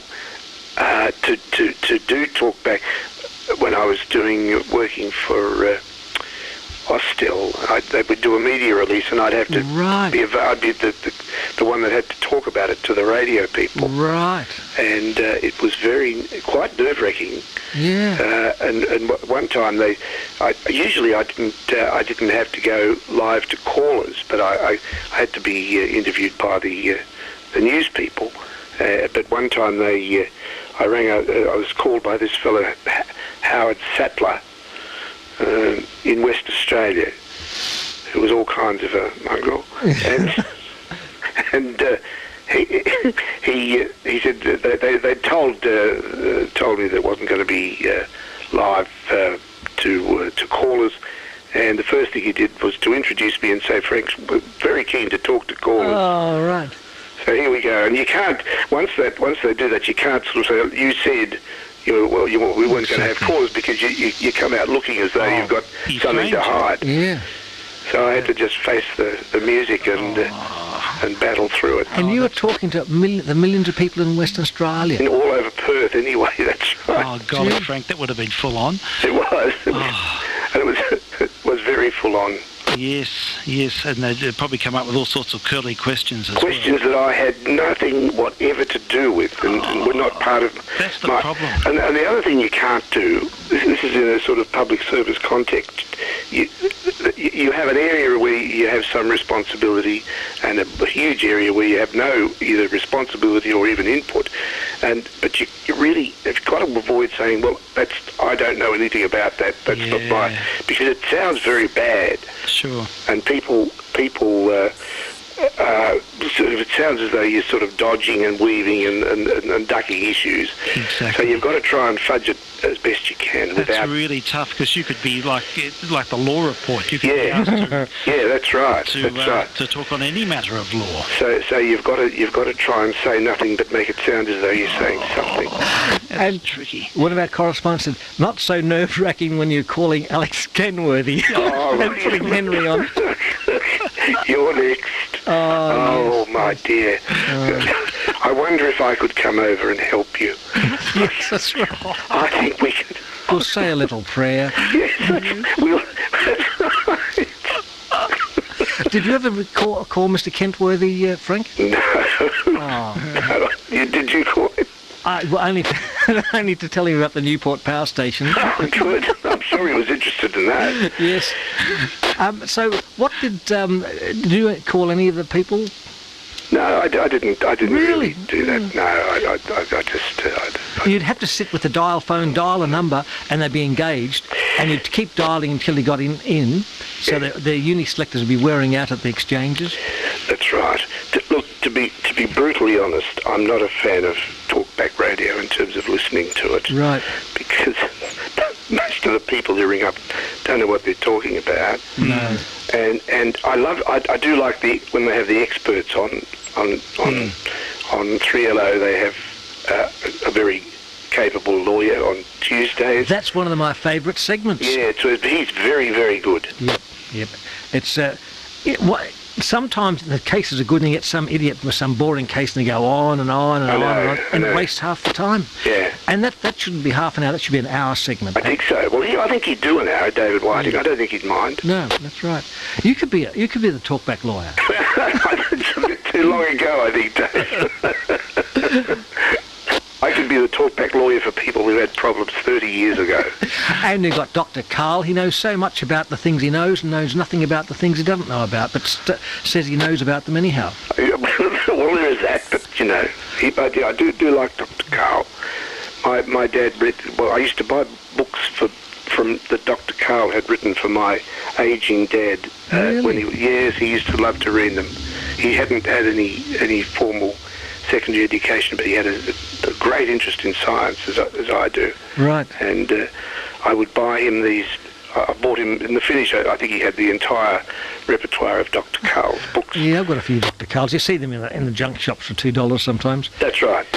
Yeah, that's great. So that's so. Fane, look, he has been an institution. And, of course, old Mr. Beck, he did that show a bit. He used to fill in for years back. He used to fill in for Fane. I think he got recordings of it. Really? Yep. Okay. I would like to hear some of those. He's done a lot of different things. He used to fill in a lot when he filled in for Sue Howard at night in the music program. Okay. Oh, that'd be fun. And he filled in for Fane or whoever was doing it if they were off for a couple of days. I think that would be a hard job, though. The morning, especially, you'd have to be so well versed in all of the topics of the day. You'd have to read the paper. You'd have to be briefed on everything, and you'd have a producer yelling in your ear the whole time. Yeah. He even filled in for Dr. Floyd when he was sick one day. He had to sit in that armchair and read the big script, and he said, Walter Siskin. I used to be on TED Talks wondering whether he was going to get through the end of the show. I know. Yeah, that's incredible. It's a dear old bloke. Oh, he did. He thought it was very... I was talking on the phone yesterday to Peter Lloyd, and he remembered Dr. Floyd. Really? And he said he was a terrible driver. Oh. And he said he used to speed, and one of these people turn his head round and talk to you in the back seat while driving forward. So he had some memories of Dr. Floyd back in the 40s or 50s. Can't imagine him as a rev head. And apparently, I remember I read an article, he said he went to the garage and he said, the engine's making strange noises in B-flat minor.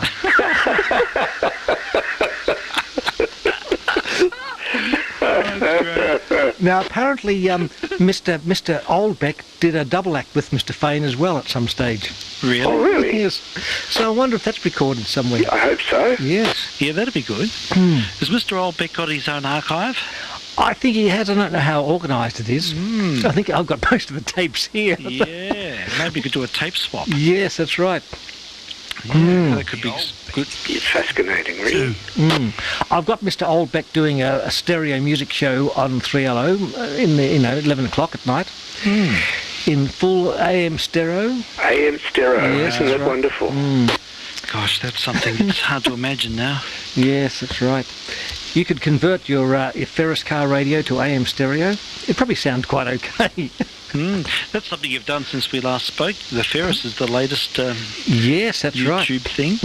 It's all looks very good. I did say a few controversial. You I said can't some have controversial comments. Oh no! You raised the people's eyebrows a bit. I did. But look, I don't think it's a bad thing. You've got to, rustle the feathers a little bit. Yes, see what happens. Otherwise you get boring. It's just Yes, plain that's right. vanilla, you know. Yeah, that's it. You've got to have a bit of spice. I think so. Yeah, but no, it's very good. It came up It well. works so well. Ancient. It's a look at the YouTube clip. Another ancient car radio. Yeah, no, I saw you poke the little mic right up close to the speakers That's for right. fidelity. It sounded quite good. It's did. quite wide. It sounds quite fine. Okay. And all of that on 6 inches of wire in the garage. Amazing. Yes, picked up all those stations. I'd like to have it running on the Vibes, but if I get a Vibes, Oh, you'll find one of those at I could find it next week. You may well do. Yeah. But no, the car radio series is good. You have to Yes. get one of the next generation now. Out of those big, Ferris kept making them, didn't they? They made a few of those porter potty Yeah, radios I you can- can take in and out of the I car. can picture those slightly later generation units that sort of again portables, which you could clamp into the panel of your vehicle. It Are you made solid sense. state? Say again? Are they solid state? Yeah, well, the one on the YouTube is a valve one. It's 1948. But they did make different valve ones, and in the 60s they made solid state ones. Okay. And a good idea, because radios are expensive. Then you buy one for a portable and a home and a car radio. Makes sense, doesn't it? Yeah. Yeah, and it works amazingly well. Yeah, it does. It's a very compact little thing. There's a lot crammed into that little box. I don't think you could make a radio with octal valves any smaller. Like the valve was right up against the pots and the condensers and everything. Gosh, it'd be easy for something to short out. Yeah, and on the vibration in your Morris Minor would be. You've got the HT shorting out. Yeah. Burn all your filaments out. But no, it's amazing. It's very, very compact. Oh yeah. So, well, there's a BZ sitting here waiting for you. Ah, look, I think that would be great because I could put in some footage or photos of them sitting in the jungle. Yes, there's some great photos around of those in use in the jungle. And as you said, you could go to the botanical gardens and just sort of Find it. find it amongst the palm trees, the tropical section. It's interesting that like they weren't really portable radios. It's just they had luckies to carry them around. He's made them portable, but Yeah, I mean they had to have the transmitter, the receiver, and car batteries, and a petrol generator. Yes, that's right. Yes, there's a power supply, speaker, receiver, and transmitter. And all underneath the nose of the Nippons. Yeah. Nippon belly, sorry. Yeah, there's. Very sorry. I'm just going to get a fiends. Okay. Yeah. So there's photos of the I'll let you and Steve for a moment. I've got to go to the small room. Okay. No worries, Noel. Yeah. So these, you see them stacked up in the jungle, and. Oh yeah. But look, this thing works amazingly well. Yours is. I've never seen one in mint condition. Well, it's perfect. I don't think it was ever in use. No, probably And, out of a bubble pack. It seems like it, and it's all tropicalised inside, and it's got that classic carbon sound. It's a really edgy sound. Yeah. So I think it'll be a good topic. And 2 6v6s for the mod. Oh, so yes. I wanted superpower. Yeah. So they're both in parallel. One of them had fizzled, so I popped another one in, and it sort of woke up. I guess. Look, if your life depends on, who cares if it's over modding? Absolutely. You want to get back to Darwin? Yes, I think the Teleradio 5A, the 9DI has 2 modulator valves as well. Oh, that was a beautiful set. I think that was a part of the design, so if one died, you could sort of theoretically still get on, yeah. keep going. So, now the BZ has certainly got prospect, I think. Oh, a lot of history there. Well, I'll do a video on that. Yeah, that's good. Yeah, and I think going off the tower would be really great. Yes, that's right. It'll probably still work. It would. It's built like a tank. Probably would make an iota of difference to it. Imagine carrying that through the tropical jungle up the Kokoda Trail. It's just, well, they had other people to do that. Yeah, that's right. Trails of fuzzy wuzzies carrying them all. Fuzzy wuzzies doing all the work. Yeah, they did. There is photos of them with the fuzzy wuzzies with them on their shoulders. Yes. And carrying them through, and the long grass up to their shoulders. Oh, walking through snake grass. How terrible would that be? And the heat and the humidity. Imagine, look, and all the humanity. I don't know how people can live in the tropics. You know, I enjoyed our holiday last week, but imagine trying to do stuff. It's okay if you're sort of relaxing, chilling out, doing nothing, but imagine trying to operate and have even just walking's hard. Walking, and yes, I found it exhausting. Sparring like a pig. Oh, I hate it. I mean, as you say, it's nice to visit, but I don't know. It's just yeah, it's a different type of experience. You really, I did a bit of walking, but I ended up doing it at the bookends of the day rather than the heat of the day. A lot of Queenslander people get up very early and do stuff before it gets too hot. Before it warms up. You just have to. Yeah, but so what's I read that Mag Mod article with interest. It's certainly a topic, isn't it? Now, have we got another message? It's not from Holden. I'm reading our talkback.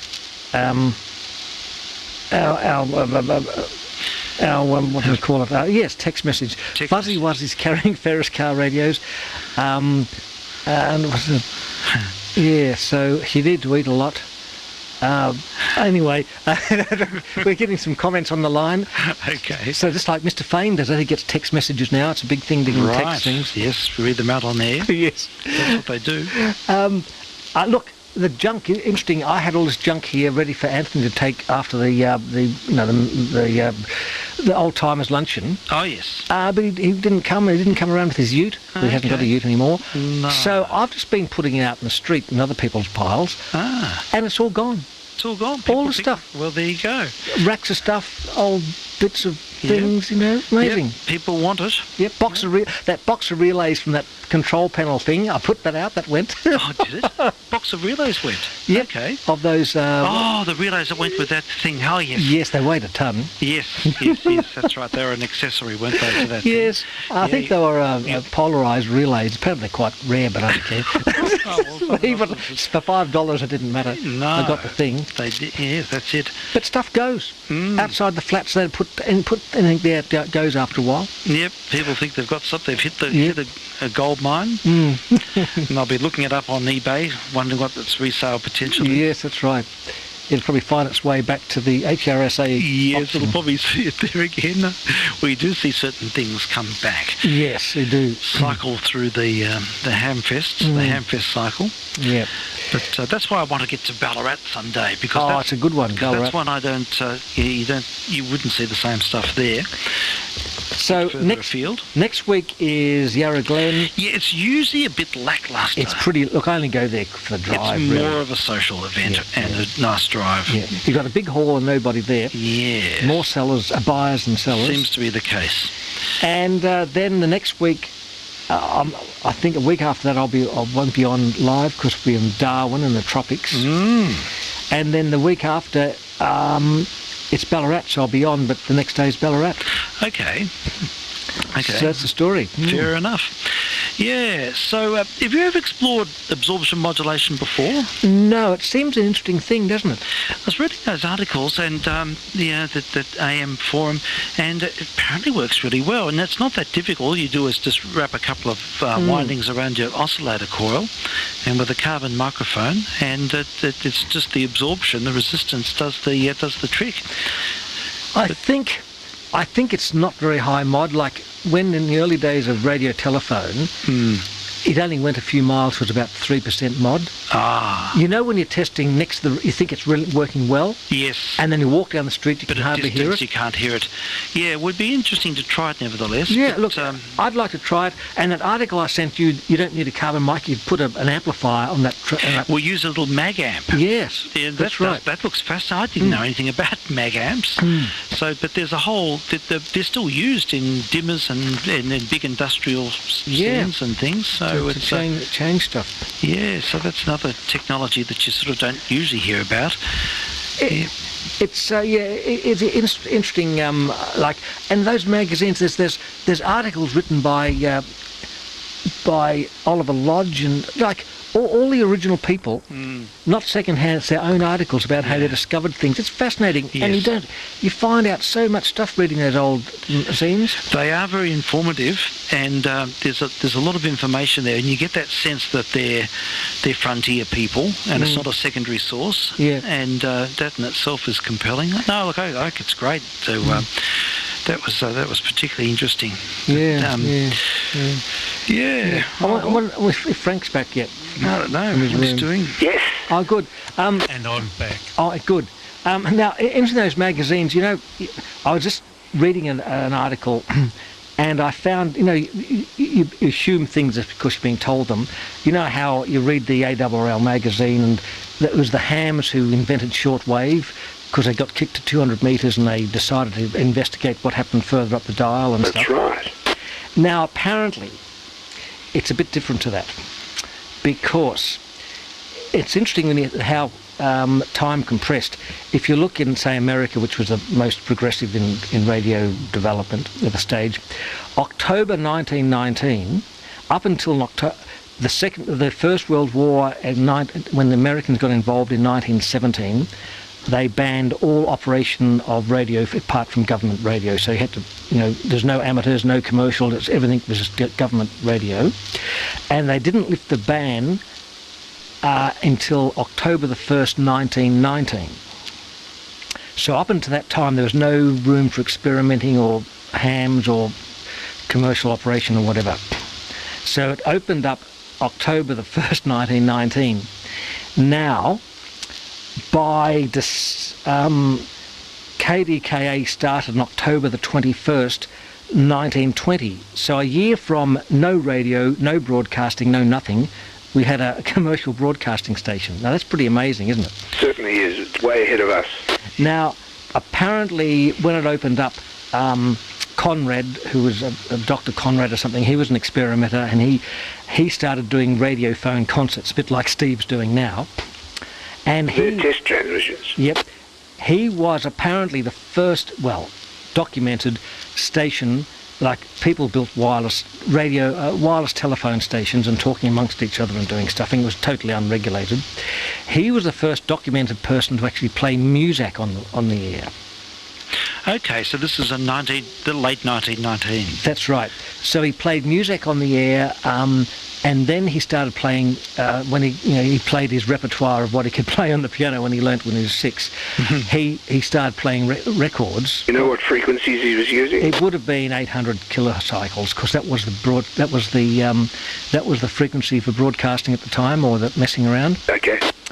And so he started playing records, and he ran out of his own records, so he got records from the local record shop, played them, and he got all requests from people wanted him to play records. So he didn't have any scheduled time to come on, so he put an ad in the paper saying, "Look, I'll be playing a radio phone concert, 2 hours from 9 p.m. every Tuesday and Sunday night or something." He said he's got definite time to do it, and he went to the record shop and borrowed records, and the record shop said, "Look, that's fine, but just give a little advert." Well, they didn't call them advert, but just give them a plug when they play the records, which he did. So it was the first station that played records, and was the first station that had advertising. How about that? Now, it was still a ham station or experimental station, and his boss, he worked at Westinghouse. And Westinghouse made radio equipment for the government and stuff. And his boss read the newspaper article and thought, that's not a bad idea. So he called him into the office and said, look, so if it had been England, he would have been sacked and gone to goal. That's so true. And the boss said, look, why don't we build a big station on the top of the roof of the building here, and we can maybe put schedules in the newspapers. I don't know what sort of program we'll have, but we could make radios and sell stuff to the public. And that's how KDKA started. And they opened on the night of the presidential election in 1920, in August the 21st,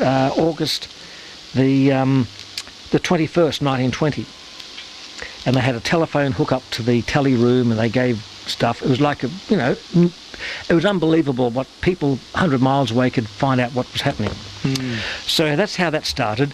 And anyway, the interesting thing is that, I think I've said this before, but the shortwave part of it is quite interesting because I've got the dates here. It predates the hams going to shortwave.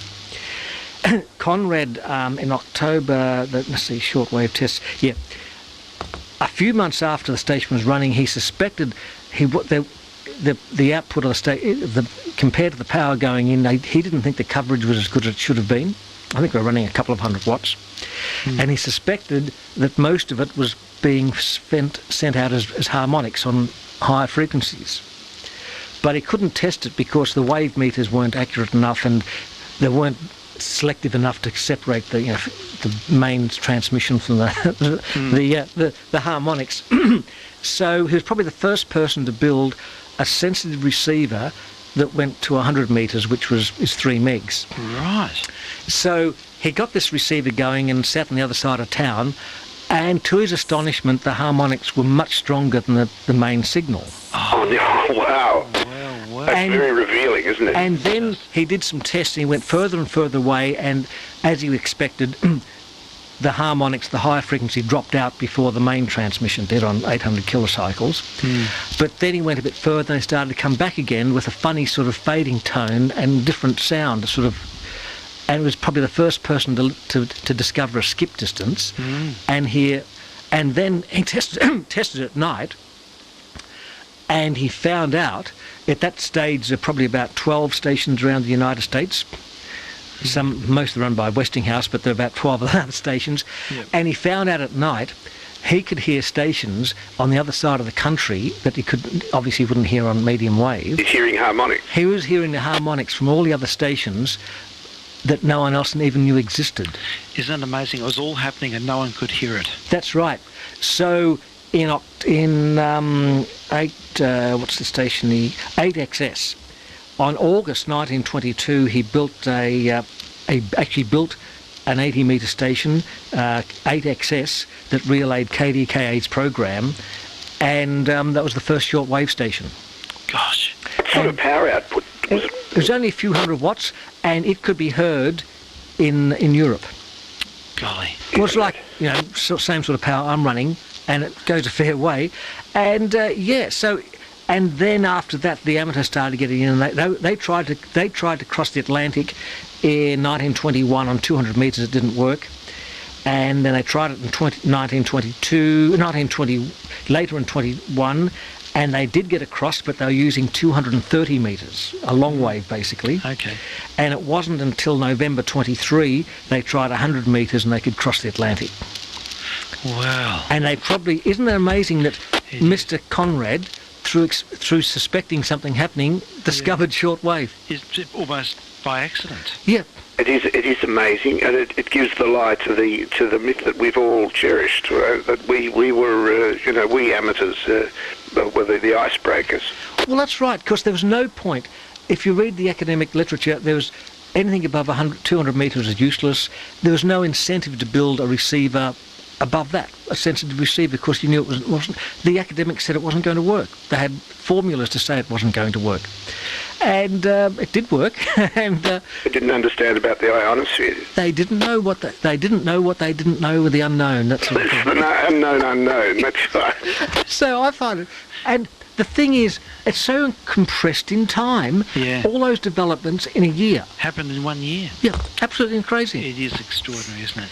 And Twilight one person's Zone. open mind to possibilities. That's the other thing. As you say, it probably wouldn't have happened in Britain. Yeah, that's right. But it's the series of, it's that enterprising...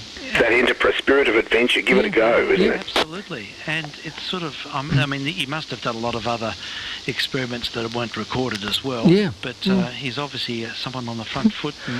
And all that, I've read radio histories that's never come out. It's only when you read the original stuff from 1920s magazines in retrospect. It's amazing. And that's right. Yeah. There must be some record of the sort of advancing up the HF scale. Yeah, it happened very fast. Once 8XS was running, then other commercial companies started using higher frequencies for comms and whatever, and it didn't take long before up to sort of 80 metre started getting used, then 40 metres and further up, and then they got 20 metres, of course. In those days it was probably, the band was open, just like a wet string would cross the world. Yeah, with the good sunspots especially. And so that's when all that sort of happened. But yeah, and the thing is, apparently it was touch and go in 1919. The government wanted to have complete control of communications and spectrum. Yeah. And it was only Percy Maxim Hiram or whatever and others. Yeah, that's right, Percy. Yeah, who lobbied heavily for the government to have some amateur and commercial involvement. The powers that be were just going to lock it down, and would still be using spark transmitters. And in this day and age, if they had kept their so way. What happened on the other side of the Atlantic? What was happening in Britain then at that time? Britain was much the same. They basically had no lockdown until 1919. Yeah. And then they had a similar thing with private radio telephones, people doing broadcasts. And then the Marconi company started a bit later than KDKA with Rittel to Ematok 2MT, and they started broadcasting. The trouble is that once they started broadcasting, the government came down on a ton of bricks and said you can only broadcast 10 minutes at a time, you have to listen for ships for half an hour between the times. Oh, right. And they did everything to stop it. And luckily that rubbish got squashed, and then they built 2LO at the Marconi building in London, and it went from there. But KDKA had set the precedent. Yeah, that's right. Worldwide. How about that? Unbelievable, I didn't know that. That's an extraordinary story. One individual, and starting in 1919. Yep. It's lucky the transmitter had good harmonics, wasn't it? I think they would have all had harmonics. I suppose they would have, yeah. And probably FM as well. They're probably just terrible. I don't know how they work. And the interesting thing is that, I mean, it's coming up to it's almost 199 years ago now. It'll be 200 years next year. I'll do a big YouTube presentation. I'll present a little program. Well, you've got enough early 20s gear there to sort of assemble something that it tells the tale with artifacts as well. Yeah, excellent. It's a great idea. I think you should do it. It's like before 1917 they were experimenting and just started to experiment with valves and getting CW and modulating and that sort of stuff with loop modulation and stuff. Then it all got canned. They had to give that stuff away or give it back and say, it happened here. And then in a year they got their act together, and it was a commercial viable thing a year after. It's just amazing. Well, it's incredible when you think that by 1922 they were doing concerts by ticker tape. Their requests live on air by ticker tape. Really, were they? Yeah, that's that Coon Sanders Orchestra. Oh, yeah. By 1922-23 they were. And they were the first band to operate with requests over the air. Isn't that terrific? Which is another story. But look, I found that's an extraordinary story. Amazing. It sure is. It really is. It's just incredible to think of these series of events and how one person's enterprising spirit just opens up a can of worms. Opens up this world of possibility. In a way you never could predict. No, that's right. And it would have eventually evolved, but it's someone would have found out. But just I think America with that. They didn't regulate things till they became too bogged down, and so it gave people time to experiment and do things.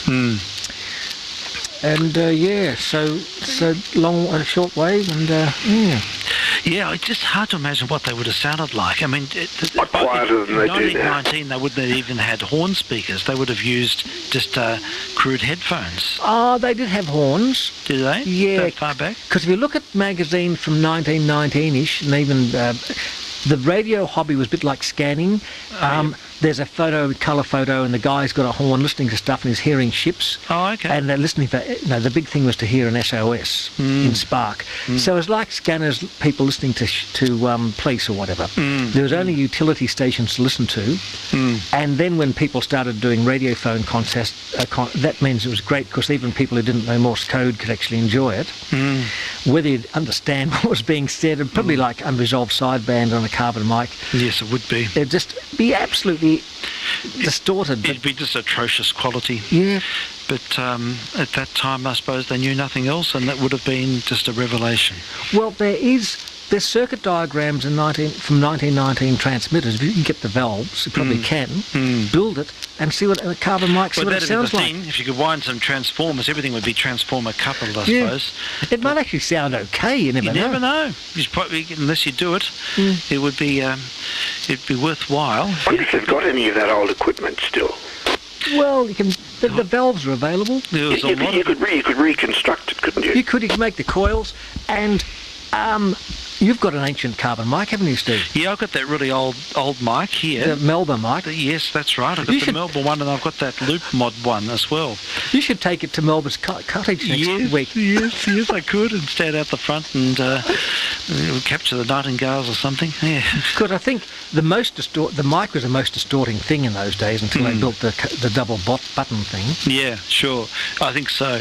Yeah, they're just comms quality, but they're peaky and they were intelligible, and they probably helped. They worked, and I find something sort of lo-fi and compelling about the sound of a carbon mic. I don't. Look, 9DI sounds fantastic. It sounded great. It just had that sort of earthy raspiness. It is earthy. It's guttural sound. The congealed carbon granules. Fortunately, the frequencies that it did best in were the same frequencies that you want for intelligibility, weren't they? Yeah, they weren't very good on music.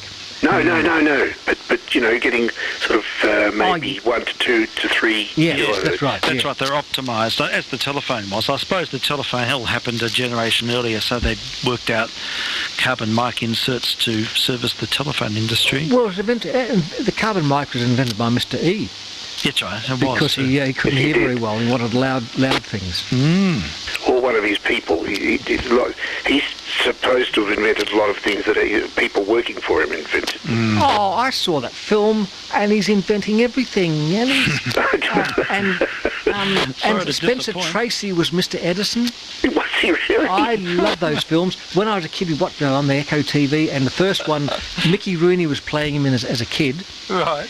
And he saved the world, and his mother was dying of appendicitis, and the doctor said, we can't operate. No, it's not light enough. The sun's gone down. There's not enough light.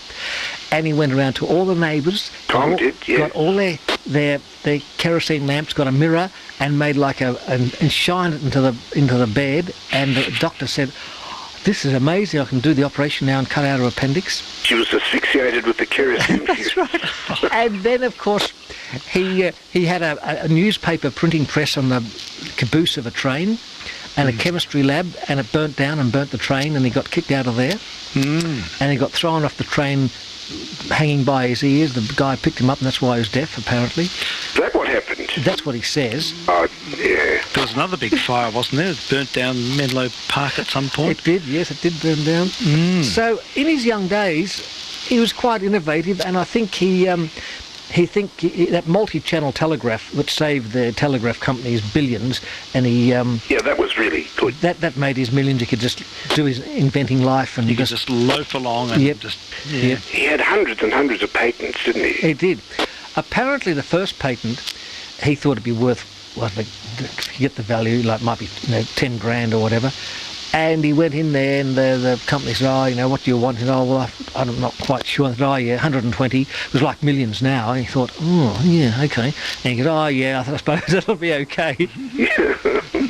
But it was multiplexing telegraphs on the same wire. He made a big mistake with whose power transmission? Well, I think he went like everyone. He gets a bit.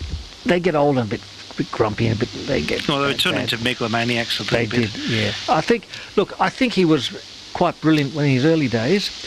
And well, look, Spencer Tracy, he made a perfect Edison. And I remember him inventing the light bulb. He's in the grey room with the light bulb and everything. Of course, Mr. Swan invented it earlier, but I don't mention that. What was the filament?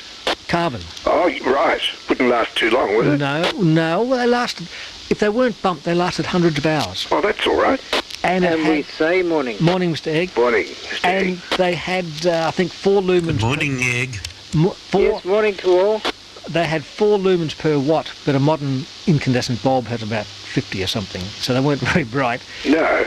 And then I remember him inventing the gramophone on Spencer Tracy. He spoke those words, and yes, Barry had a little lamb. That's yeah, right. Or the and speaking clock, as we heard last night. that's right. You can almost understand from that's one of the earliest recordings ever, wouldn't it? It is. It's considered to be the oldest recording of voice. Is that? Is it really? There is a pantonograph, or there's another device That's recorded. It's just a sine wave. It's just a wave form on a smoked disc. Yeah, it wasn't meant to be played Not back. meant to be played back. It's just to represent, and I think they found modern means to do it, to play it. Yeah, I've heard it. Yeah. Steve, that would have been roughly the same time or a bit before of your recording of Tchaikovsky. Remember you? Oh, yes. So that was much later. That was about 1892. Oh, was it really? Yeah, but 1878's 1 year after the phonograph was invented. Yeah. So it's pretty much at the Pretty early stuff. Amazing you can hear anything. And it's apparently a tinfoil recording. Yeah, sure. They couldn't be kept. That's the thing. They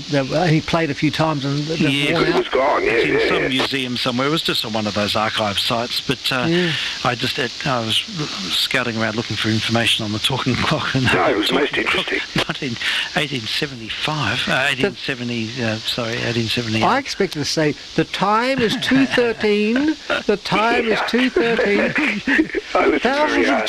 Thousands of times throughout Australia. This. At the twist of a dial. The twist of a dial. Yeah, that's iconic, isn't it? Yeah. So Mr. E, and of course he's immortalised. There's film of it. Chris knows all about this. Oh yeah, there's Mr. E talking. Yeah. But of course, it just went to daylight saving today too, so it's nearly 3 o'clock in reality. Oh, we have to go to bed. Go to bed. Feel tired. Oh, I wonder why I was feeling so tired. Yeah. So that's it, you see. It'd be funny if when they changed the clocks, everybody suddenly felt more tired in a step, but you don't. It is psychological. I think it would happen. Yeah, people might. Never noticed it though. No. No, you just don't look at the clock. That's the mistake. Yeah, I never look at clocks. John? No, it is a mistake. I'm still at PJC, bed 9, Centre Ward. Oh, that's Noel there. How are you? Good, thanks. Yes, so when do you get out? Quite a few weeks, I think. So then you'll be able to come to the pub dinner again? I don't know how I can arrange a day leave on my own. That's the trouble. No, I mean, when you finally come out of the thing, you'll be normal, I expect, yeah. Yeah. If Dan Metre or somebody else was come pick me up and sign me out and sign me back, well, all the better. But at the moment, I'm having trouble going to the kiosk. No, that's not so good, yes. Oh, well, I hope you, yes. Crashes of lightning in the background too. Is there static night? Yes, there is, even on FM. Right, okay. Yeah, I'm using talky. Talky, mate. Well, I tried to join in on talky with how Stephen Langley said to do it with a mobile phone. I got it up in the browser and all the rest and logged in, and it didn't work. It didn't work because it's digital, John. Oh, that's right. If it doesn't work, it's probably because it's digital. We know that. I know. In the old days, a broadcast ops person would fix it up for you, but now they don't do it. Oh, yes, that's right. Yes. Wind up the talking clock. I know. But I hope we still have audio. Yeah, you still got audio. Yeah, look. The Pussycat walked through some of the things. Oh. You might have to find someone else with one and muck around with it, and you might find it works. What sort of phone you got, John? Samsung Galaxy J1. It works on my what model is it? S something or other. S what is it? S7. Mine is I don't know. Anyway, it's only $100, $200 phone, not expensive. You've got to make sure you enable the microphone. There are settings you've got to... Well, I logged in and did everything. There was no audio coming out, no nothing. It just didn't work. Okay. Oh, well, never mind. It doesn't work. And it even said it was doing what it was supposed to be doing, but it still didn't work. Okay. It's very, look, just persevere and try it in different things, but conceptually it's great because it just works in the browser. Yep. You don't have to have that next layer of complexity. It's good. About phone. Well, I was doing it from Google Chrome browser on the phone. It didn't work. I don't think it works on Chrome. Yeah, I've had problems with Chrome. It's Firefox. Yeah, Firefox or Well, it doesn't have it on the phone. Yeah. It comes with Google Chrome and all that. You can load Firefox onto it. Mine's a Galaxy A20, and I've got what's my browser? I know it's Chrome, and it works on mine A20. I can log into it. Oh, there you are. Well, I would have thought Google Chrome would be one of the better ones to use. Well, it seems to work. Well, it works okay on mine. Maybe your phone's too old. Has it got a dial on it? A twisted of a dial? I'm going to try see if I can load Talky in Flash Peak Slim Browser. Okay. Well, I had it working like that on the other computer in the other room for a while, and then it just stopped working for no reason at all. I couldn't make it work again. Oh, that's a bit... WebRTC, which is the plug-in for Talky, I think is script hungry. It needs a lot of CPU and RAM. Oh, yeah. Because I can only have a few things open, and it kills video chat as well. It kills the camera. It doesn't recognise the camera. So really, these digital things aren't really very well thought out. That really is the problem. Well, the thing is, unfortunately, you have to have reasonably modern stuff to run it. That's the only thing. Well, I think a Samsung Galaxy J1 Ace. When did they come out? Well, it's only about a year old. Is that right? Oh well. Look, I'm sure it will work. I think there's a setting somewhere. There's no app for Samsung, only iOS. Yeah. You know what version of the operating system you're running on your phone, John? Wouldn't have a clue. Oh, you can have a look. You look at you open settings. The Linux. About phone status, legal, looking some of the. Oh, a lot of stuff I didn't even know about. Not an iPhone. Look, I'm being bugged by their CCPP in China. They're going to book me. Yes. Serial number, accessibility. Yeah. Oh well, it all seems to work okay. But anyway, we've got wireless to keep going. So who needs digital? We've got long wave, medium wave, short wave, talky wave. You've got to have all the options open. Can I just ask about something which is a little bit different? We're talking about time signals and such like. There is a local transmitter on 13.56 megs. Yes. And I don't know what it is. Has anyone else heard it? I'll have a listen. Have a listen. Yeah, 13.5. I know the Navy had a time signal there. When V&G closed down, they put a beeps up somewhere. This is a time signal of sorts, I think, because it's got a regular sort of pulsing thing. It hasn't got any beeps. Right. Okay. I'll look on one of the SDRs. Now, for most of this week, a lot of the SDRs have been down. Freeman's Reach is still down. Aluan has been down. Oh, okay. Aluan's back, but it's crap. It's just full of noise. Oh, no. It's almost useless. Oh, that's not good. I wonder what's happening there. It sounds like local computer noise or something. It's not. Dear. It's just terrible. What a pity. I hope that's not the new normal. Maybe someone next door's got a computer house or something. Oh dear. It's that almost would be a shame because that's a great resource. It's just full of lines across and just buzzing and crap. Oh, that's useless then. So probably PK Loops is about the best of the lot at the moment. And it's for a suburban area it does very well, but it's not as good as you could expect. Now 13 point, what was it, Frank? 5.6. Okay. Want one that's local in Melbourne. Okay, 13.56. I'll just have a look on. I'll look on Mr. Loops. Yeah. I don't know how he's kept those things running. He has to do it. That's his job now. He's like, he can't go on a holiday. He's just got to keep Oh, you know. Tied to the transmitter. Yeah. Absolutely. The receiver, at least. I had a fault in mine. The relay it was just hum on the main program, the program network 1, and there was a bad relay. I have to go and I had to keep tapping it, and I sprayed CRC in, but I have to go and solder a new relay in the changeover relay between the when I switch it here on. Oh, is this the SDR? The stream. The stream. Yeah. Right. Okay. So yeah. So we'll have a look at look. Oh, now Mr. Loops is not redirecting. That's there's a conspiracy to get rid of all our SDRs. 1356 meg. Could be an RFID. See if I can get up here. Yeah. I'll try the Computermatic. And so you can't get pulls up. Yeah, but I'm on the other computer that's got other stuff on it, so I'll just try this one now. And SDR.HU, maybe he's changed his thing, I don't know. Receivers on a Mappus. And we'll look at Mr. Lupus, the Lupus tenors. Mr. Loops. Well, except for the Firefox thing wants you to pay for it with a credit card. You don't have to pay for Talky, it's free. No, but to put Firefox on there according to this, you've got to pay for it. Now, it's interesting. On the other computer too, you can't reach Mr. Loops. I'm trying here too. It was working earlier on tonight, which I used it a lot because I had to look at the all the crap going on with the contest. Yeah, he's not there. Oh, no, he's not there. Look, he's probably down for maintenance, or maybe too many people have been looking for the contest and it's popped. Yeah, that's quite possible. Can't you just listen on your Tandy 302? And look, hey, and the Irluan's booked out as well. Yeah. John. I think it's just a big... Firefox Quantum 69.0.2, 64-bit.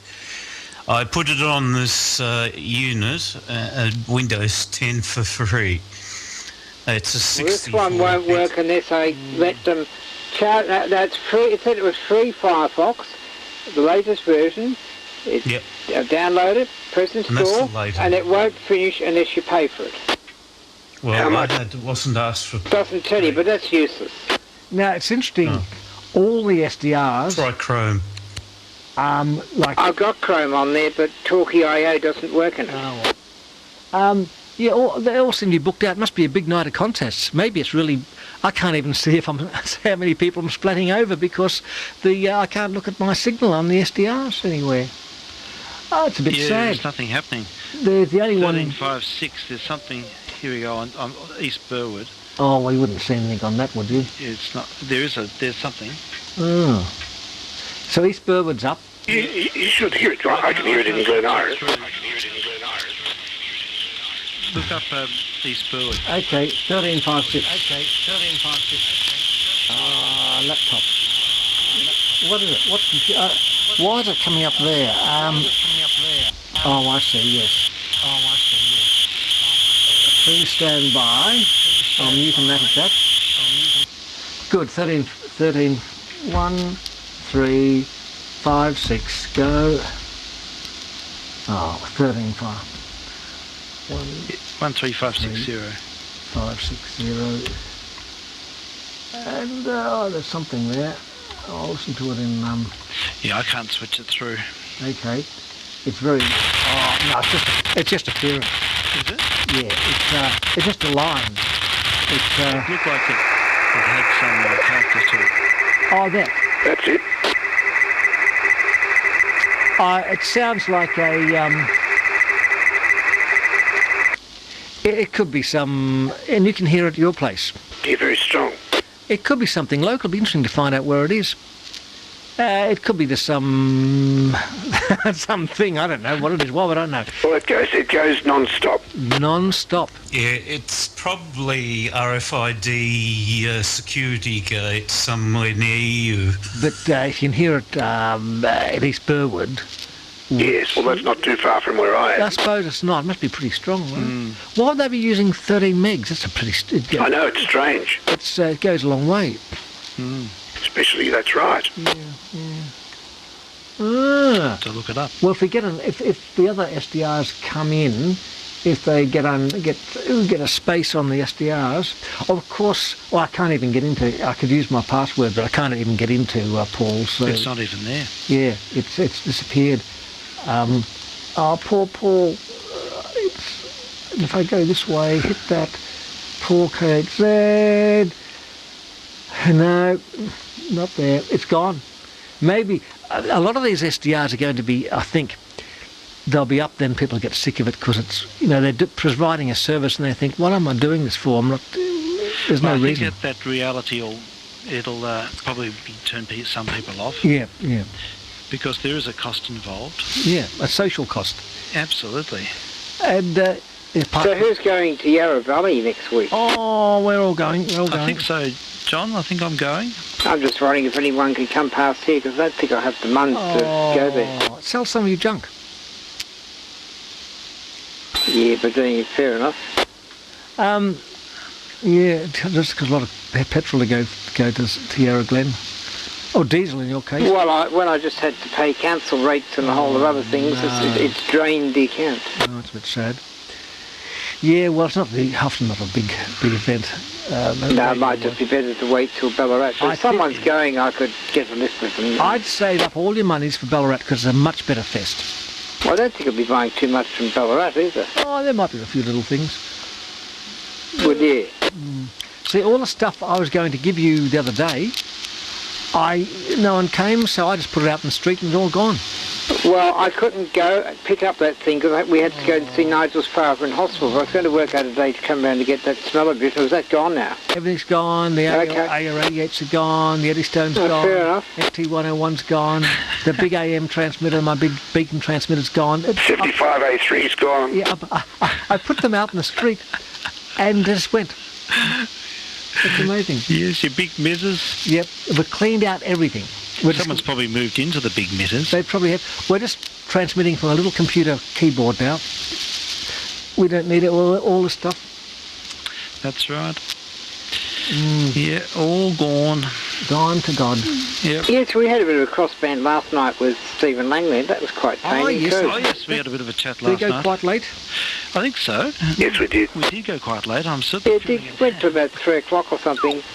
Can I just tell Steve something which will be of no interest to anyone else, but I'll be very quick. Yeah. That article I was telling you about concerning the opera with all about Al Mahmoodi is on page 14 of last Sunday's Sunday Age. Yes, page 14, last Sunday Age. Yep. Sunday, I'm writing this down. Thank you.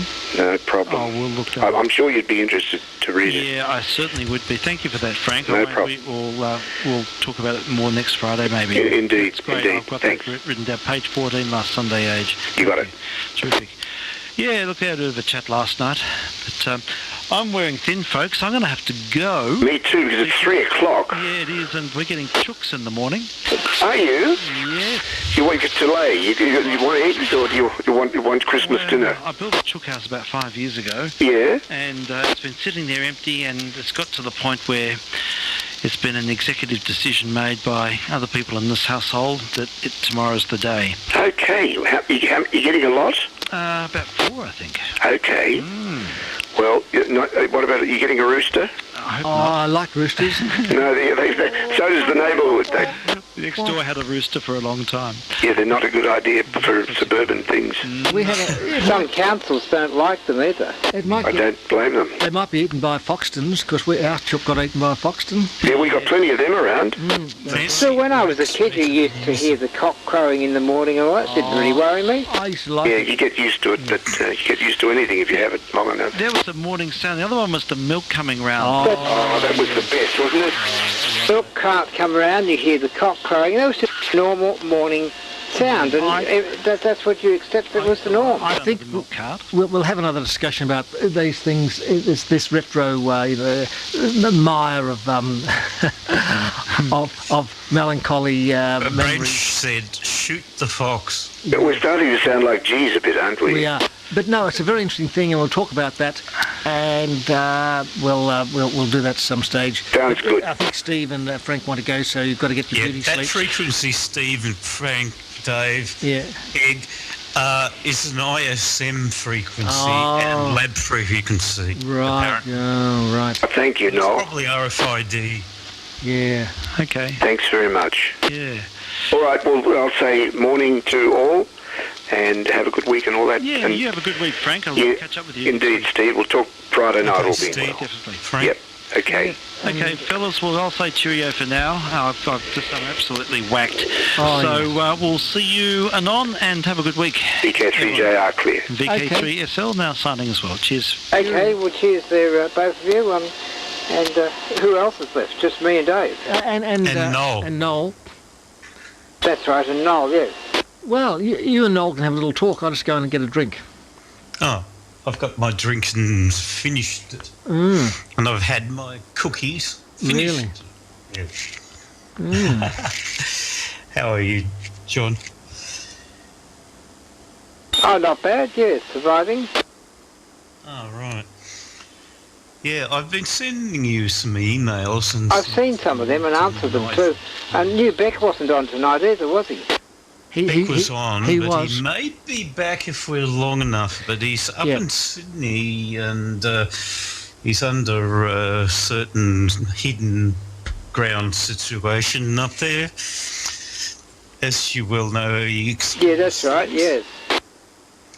So it's an interesting get-together with his friends up there. Yes, But I know he used to do interesting exploration. A bit like the branch, but slightly different. Yeah, I've got some other email accounts set up. Some are not sendable yet, but I'll let you know when I can. Yeah, okay. Just on this Windows 10 machine here.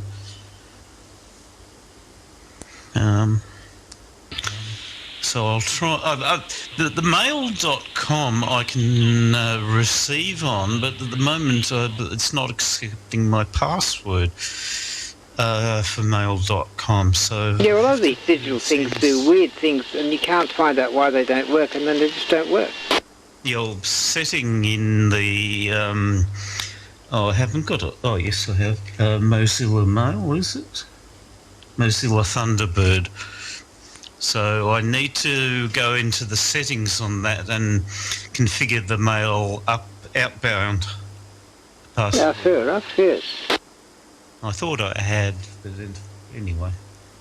I've been busy the last couple of weeks trying to save a non-logged in Facebook page. I created a Facebook account and I still can't actually save other people's pages and I can save mine. Well, I've never been able to make Facebook work at all without destroying a computer. And Nigel and I tried it in Linux, and even with that it did it. So we decided Facebook was bugware, and if people say, have you got social media? Yes, I have. I've got amateur radio licence, which I've had since 1973. Yeah, well, the Facebook needs page end and then load the rest of the page, and it goes on and on and on. The Facebook users should separate pages so it makes it easier to see the archives. That's the trouble. We can't archive these things. Yeah, well, that's a problem, isn't it? Yeah. I'll let you know, by the way, when I can. Probably sometime tomorrow I'll test it out. Oh. Yes. Hold on. Yeah, I'm still here. Flash Peak Browser 64-bit. It supports Mozilla, so it might support talky.io. They'll test that out tomorrow. Yeah, well, I've got what I've got. That's one of the browsers I've got on my XP machine. Flash Peak Slimjet, I think it's called. And it does actually make quite a few things work that you can't work in the newest Mozilla you could put on XP. Yeah, well, give that a try for talky.io. At the moment, well, I was trying to make it work on the mobile phone because someone said I could, and I can't. Yeah, talky.io is available from the App Store, but I think it's got to be 10.3.3 iPhone version. The iOS. So it won't work on a Samsung Galaxy J1 Ace? No, they've only created for iOS. I've actually sent them an email tonight suggesting they widen their apps and that might be half the standalone programs for it. Well, See, at the moment, for some unknown reason, I can't always command up my camera with Talky, and sometimes it doesn't even want to know my microphone, the USB. Yes. So I just haven't got RAM, CPU speed, CPU appropriates and all the rest of it, even with this silly Windows 10. It just doesn't make sense, but I'll maybe try Chrome. Oh, anyway, here it is. Yeah, so anyway, I've been working bits and pieces late night and all that. Anyway. Yes. So there you go. What other news from your end? Oh, not a great deal. A lot of things haven't progressed as planned because of various things that have happened over the year. Yeah, same here. And I haven't been home for a long time, so I don't know what's going on there. But, yes, well, Nigel's father going into hospital, and then Nigel having to house sit his father's house, which means he's got to pay for that and not here, so of course it means there's no monthly projects at all now. Yeah. His father, I wonder if he could apply for carers payments. I don't know what the situation is, but anyway, he's 91. Yeah, he could apply, perhaps. Although the but because he's in this place, someone needs to house sit the house, and because of that, it sort of means you can't really run two houses. But anyway. Yeah, that might be the assets aspect. Yeah, that's right. Yeah. Oh, but you're back, Stu. Yeah, I'm back. Yes, it's most bad, isn't it? Yeah. That's why there's no mums for handfests. Oh. Ugh. No, I've got mums, but I can't get out. Oh. Might try and transfer online my bank account to another bank account with the same bank. Don't know whether I can do that yet. But, anyway, I've just ordered a few things from Amazon, believe it or not. I called up a search for it, the removed by order of claimed copyright holders, so I'll follow with a bit more on that as well. So what was this for? Something someone put on YouTube? Well, that's the thing, if you do music missions and you put it on YouTube, but it's all normal sort of music, right? They'll probably do you for copyright. Silicone chip, AmericanHistory.com. Sorry? Silicon chip, the Vinan has complained to AmericanHistory.com. Really? Yep. And how far is that going to get? Well, it'll kill their section on his page, undoubtedly. Yeah, because you could download, but they were pretty old things you could download off there. You couldn't download all. But you see, we call it selfish cone chip because you go to a Hamfest and buy one of their projects, and of course the project had the article in multiple parts, stretched over several magazines. You have to pay a whole magazine price per page of the article, so you can end up, if it's on 10 magazines, paying $100 to get the circuit diagram project, whatever you like to call it, for some old project so you can make it work again. Now, if you get the other magazines in Europe, they don't do that. They just have a sort of a flat fee of about $5 or something. It doesn't matter how many magazines the article's stretched over. It's just got a fixed fee for the project, and that's what silicon chips should do. But because of the way they do it, I call them selfish cone chips. Well, that's another name for Mr. Vinan. Well, Mr. Vinan took over from, what's her name? You know who I'm talking about? He should just wither on the vine. Well, that's right. He might wither on the vine. If he makes it too much of a selfish cone and the word gets out, people might just stop buying it. Exactly. I think the magazine hasn't got much of a future. No, well, I that's can't the thing. even get it It's at also the newsagent at It's the also Glen. getting less and less interesting articles. I mean, if you're a hardware electronics person, he's starting to fill it up with funny little digital whoozy-whatsy computer things and not have the normal projects you build with normal bits. Well, Yeah. I think he's going to lose quite a lot of the traditional readers, and it'll probably go the same way that EA went. That's right. Exactly. But, Yeah. you know, I mean, banning the online copies of, 1950s radio and hobbies, I mean, how stupid is that? There's no economic value in those. Particularly when his disc that you can buy for $80 or whatever, the scans are so terrible. I bought that disc and you can't read half of it. Yeah. And they're mixed. Yeah, the ads... Resolutions and colours and everything are mixed. The ads are... right. And the I've colour... misplaced mine. Like, some... You can't... I have to go back to the old dusty paper versions because the circuits you can't read. And I've still got the old That's right. paper versions. And like, you read the first page, there's a photo of the nice meters and everything, it's all in high res.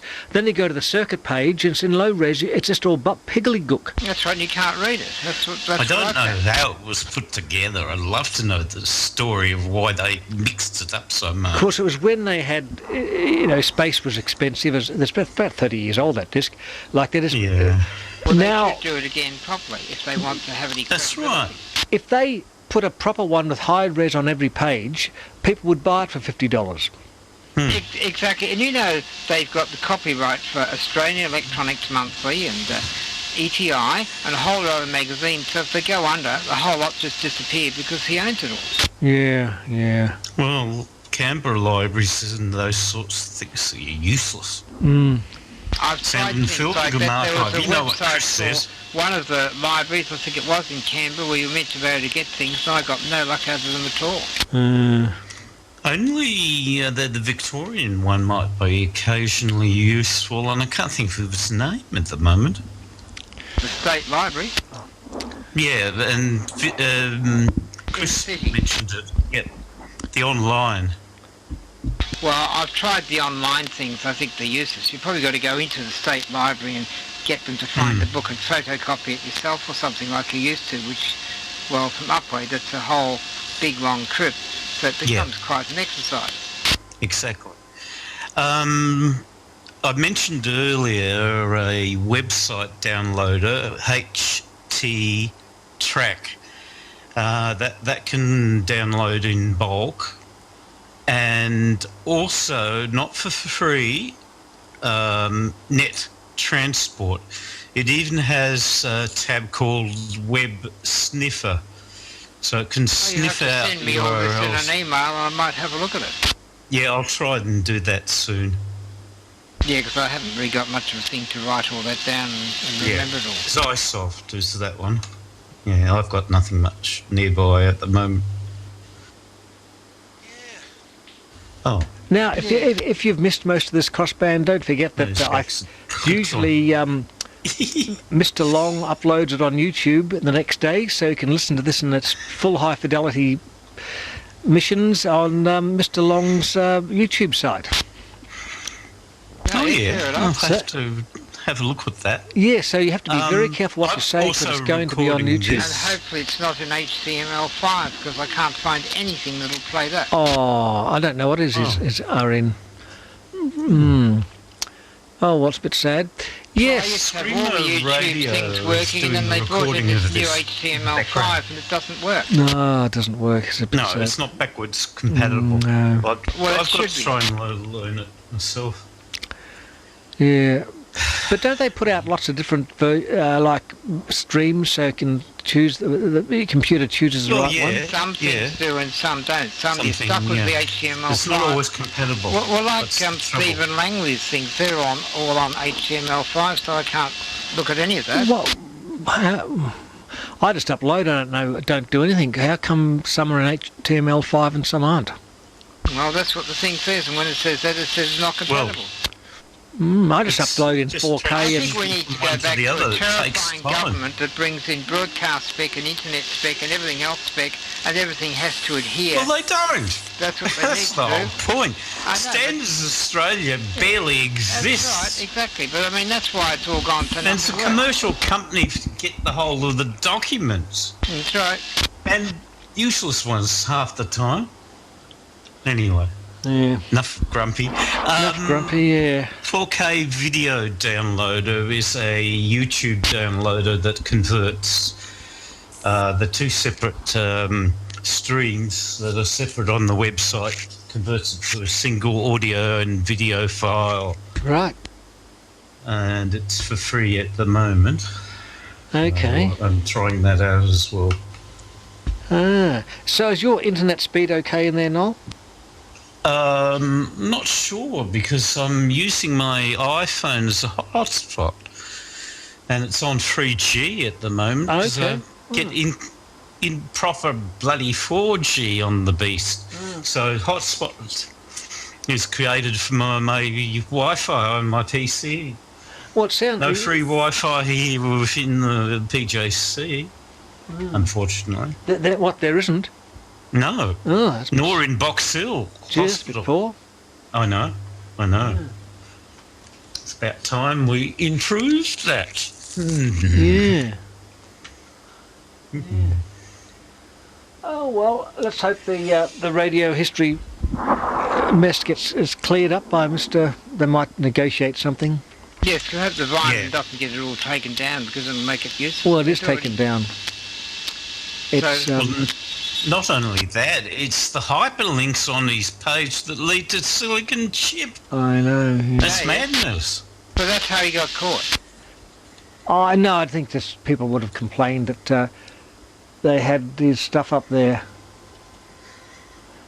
So I sent Mr. Viner an email complaining about it, and yeah, no, it's a good resource, that site. And if you go to Radio and Hobbies now, it comes up, it says, removed by order of copyright holder. All issues have been removed by order of the claimed copyright holder. If you would like to the listing to return, please send a courteous and well-reasoned note to the email listed below explaining why you believe it is appropriate at this time to allow for free distribution of these historical publications to be made. And the letter Mr. Vinen sent to Mr. American Hobbies, a radio history man. My name is Nicholas Vinen. I am the director of Silicone Chip Publications Proprietary Limited. Your website is infringing on the copyright owned by my company. We own all the copyright to all radio, TV and Hobbies and Electronics Australia magazines. Multiple articles were copied from these magazines onto your servers without permission.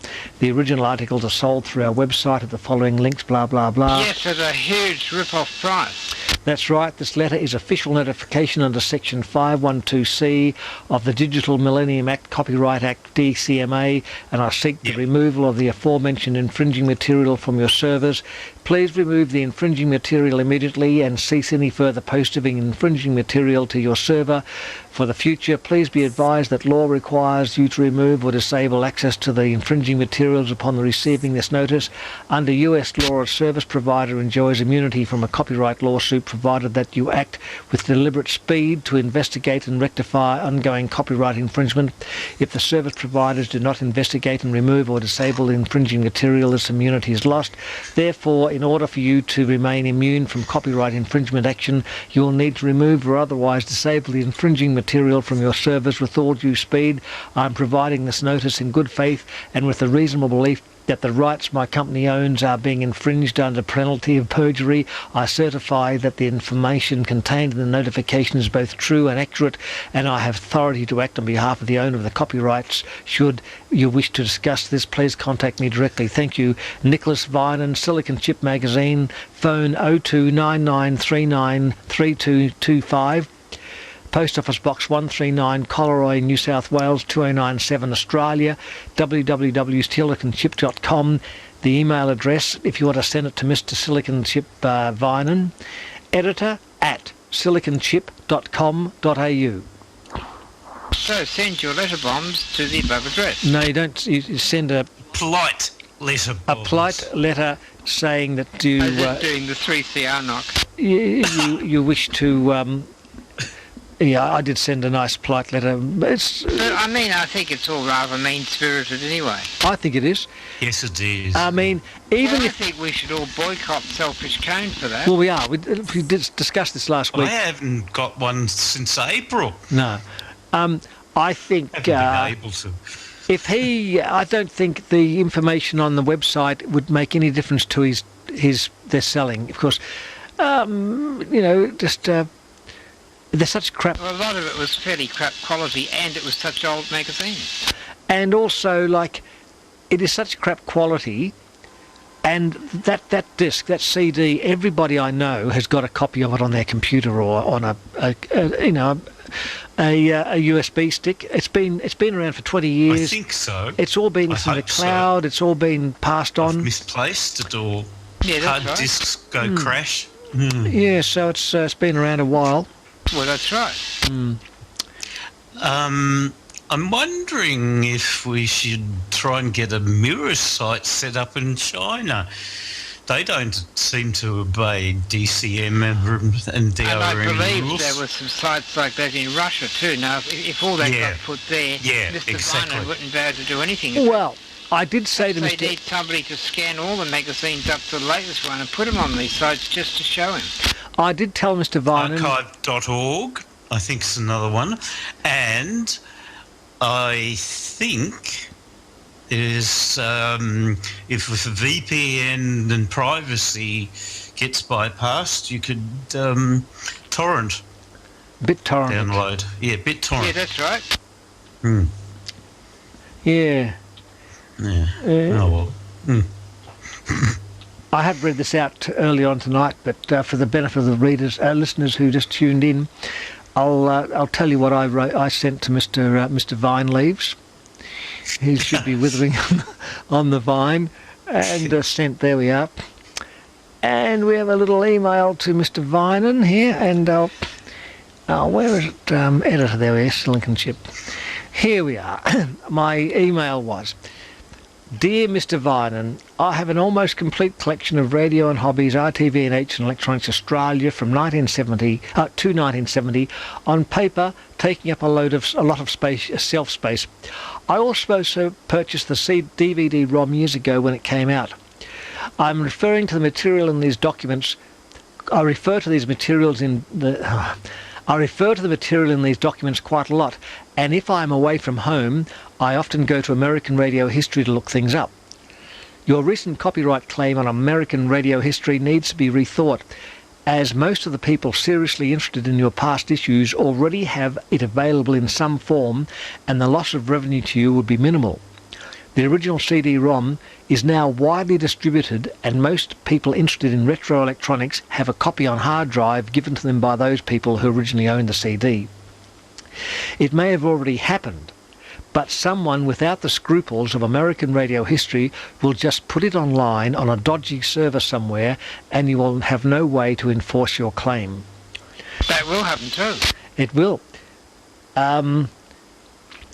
As it is about this, if you put up a really good scan in a high res, it would be selling itself. But I really think the commercial value of 70-year-old technical papers is very limited. Most of the leading world radio magazines are on the site, and it is very disappointing to go to a radio and hobbies and see it is not available. It does not put the long history of the Australian electronics industry in good light. Anything bought before 1960 is just historical artefacts. If you let, say, issues before this date be online, it would probably increase awareness of the magazines and, as a result, increase the sales of material from your company. Signed me. No, signed John Eggington. No, that's the one I really wrote a bad letter, and I signed that John Eggington. Yeah, so there we are. You might appear the letters to the editor section. Hang on, I've already had some things published in there. Have you really? Yes. Is your little name... Did you sign it John Eggington? No, I didn't. I signed it myself.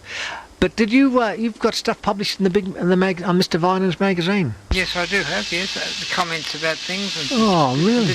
Yes.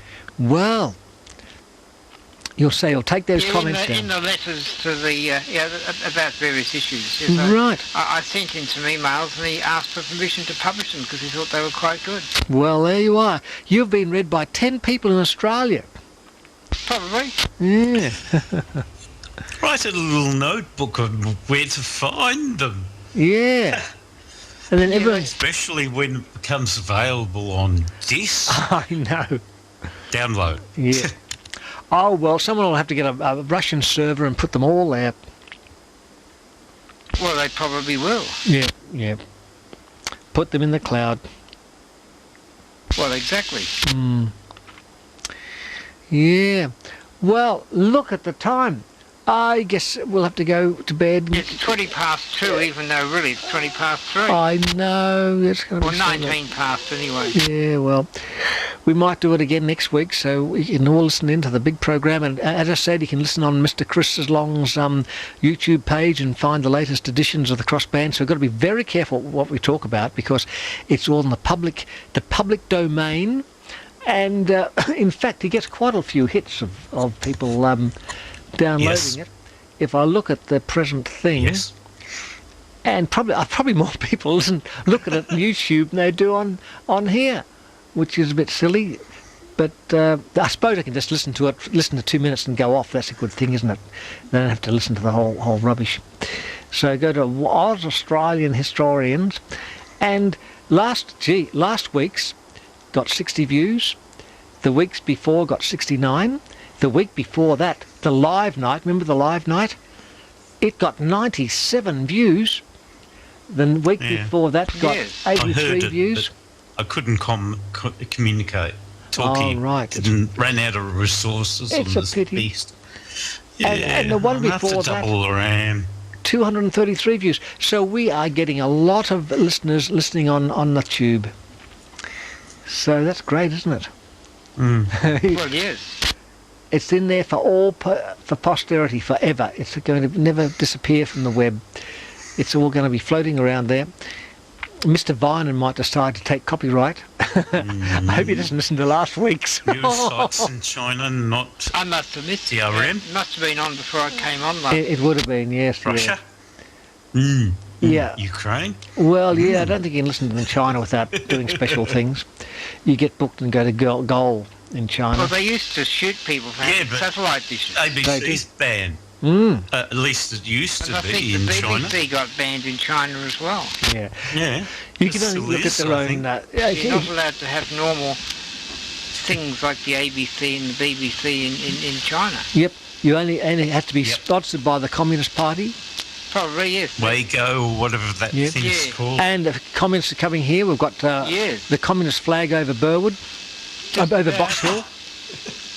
Oh, those two big buildings, skyscrapers in Box Hill, they're Chinese, aren't they? They would be, and the Burwood, the Box Hill police station's got a Chinese flag on it. Oh, yeah. The communist flag. GPS knows this place as Forest Hill, not as East Burwood. Even though it's on Burwood Highway. It's not the Chinese we're having a go at, it's about the communists trying to take over Australia. And a lot of the Chinese have moved to Australia to get away from communism. And the communism, the tentacle little hands coming in and saying if the Chinese here don't do the right thing and say bad things about the communists, their families in China will go to the gulag. Well, isn't that part of why Huawei can't be installed in Australia, because it's linked to all this? Exactly, and I think for very good reason as well. We've been warned by our security agencies Huawei is naughty. I mean, they're a spy. If they have a complete network in the country, they can just put spyware in there and it's just sucking up information from Australia. And yet no politicians are listening. They're not. And they own the port of Darwin. Announced to the politicians, but no, they won't listen. Well, that was one of the stupidest moves I can think of. Yeah. The way they did that, leasing the port of Darwin to the Chinese. It should be reversed. It's just, you can't have a communist country in charge of our ports. And Well, no. Contrary to our own security measures. Can you imagine America getting Russia to take over ports? It's not going to happen, is it? You'd hope. Particularly not during the Cold War. Probably, the hot war or whatever. In fact, now we're going to get trouble. We're going to get trouble from Mr. Vine and problem from Mr. Xi, Mr. Jinping. He's going to will get booked by the Chinese party. In fact, there's a Chinese Communist Party car pulling up, and black car with people coming out from the party. In a certain trumpet windsock. Yeah. Yeah. So who I mean. It's all going to be all So this is like a branch thing where you sign and you spend half the night signing. That's right. I think we better sign. Otherwise, we'll get Anyway, into big I'll try and get back on and I'll try and get things done. Yeah. I don't know how busy I'm going to be. All right, Dave. Okay, All it's right, really good to catch up with you, Noel. Righto, VK3GG has been in crossband duplex contact with VK3ASE and co, and we hope everybody's had a pleasant evening listening to the missions. And We certainly have. And we'll be on sometime morning, afternoon, evening or daytime in the future. Sounds good. Bye. Okay. Using mine. Bye. Okay, VK3ASE on 18, the frequencies we're on. So, yeah, we'll catch you all next week. Same channel, same stations, right sort of thing. So we'll see you then. VK3ASE. I suppose we'll close down shortly. And don't forget it's daylight saving, so you have to mess with your clock. Otherwise, you'll wake up early or late. I'm not too sure. Anyway, we'll see what happens.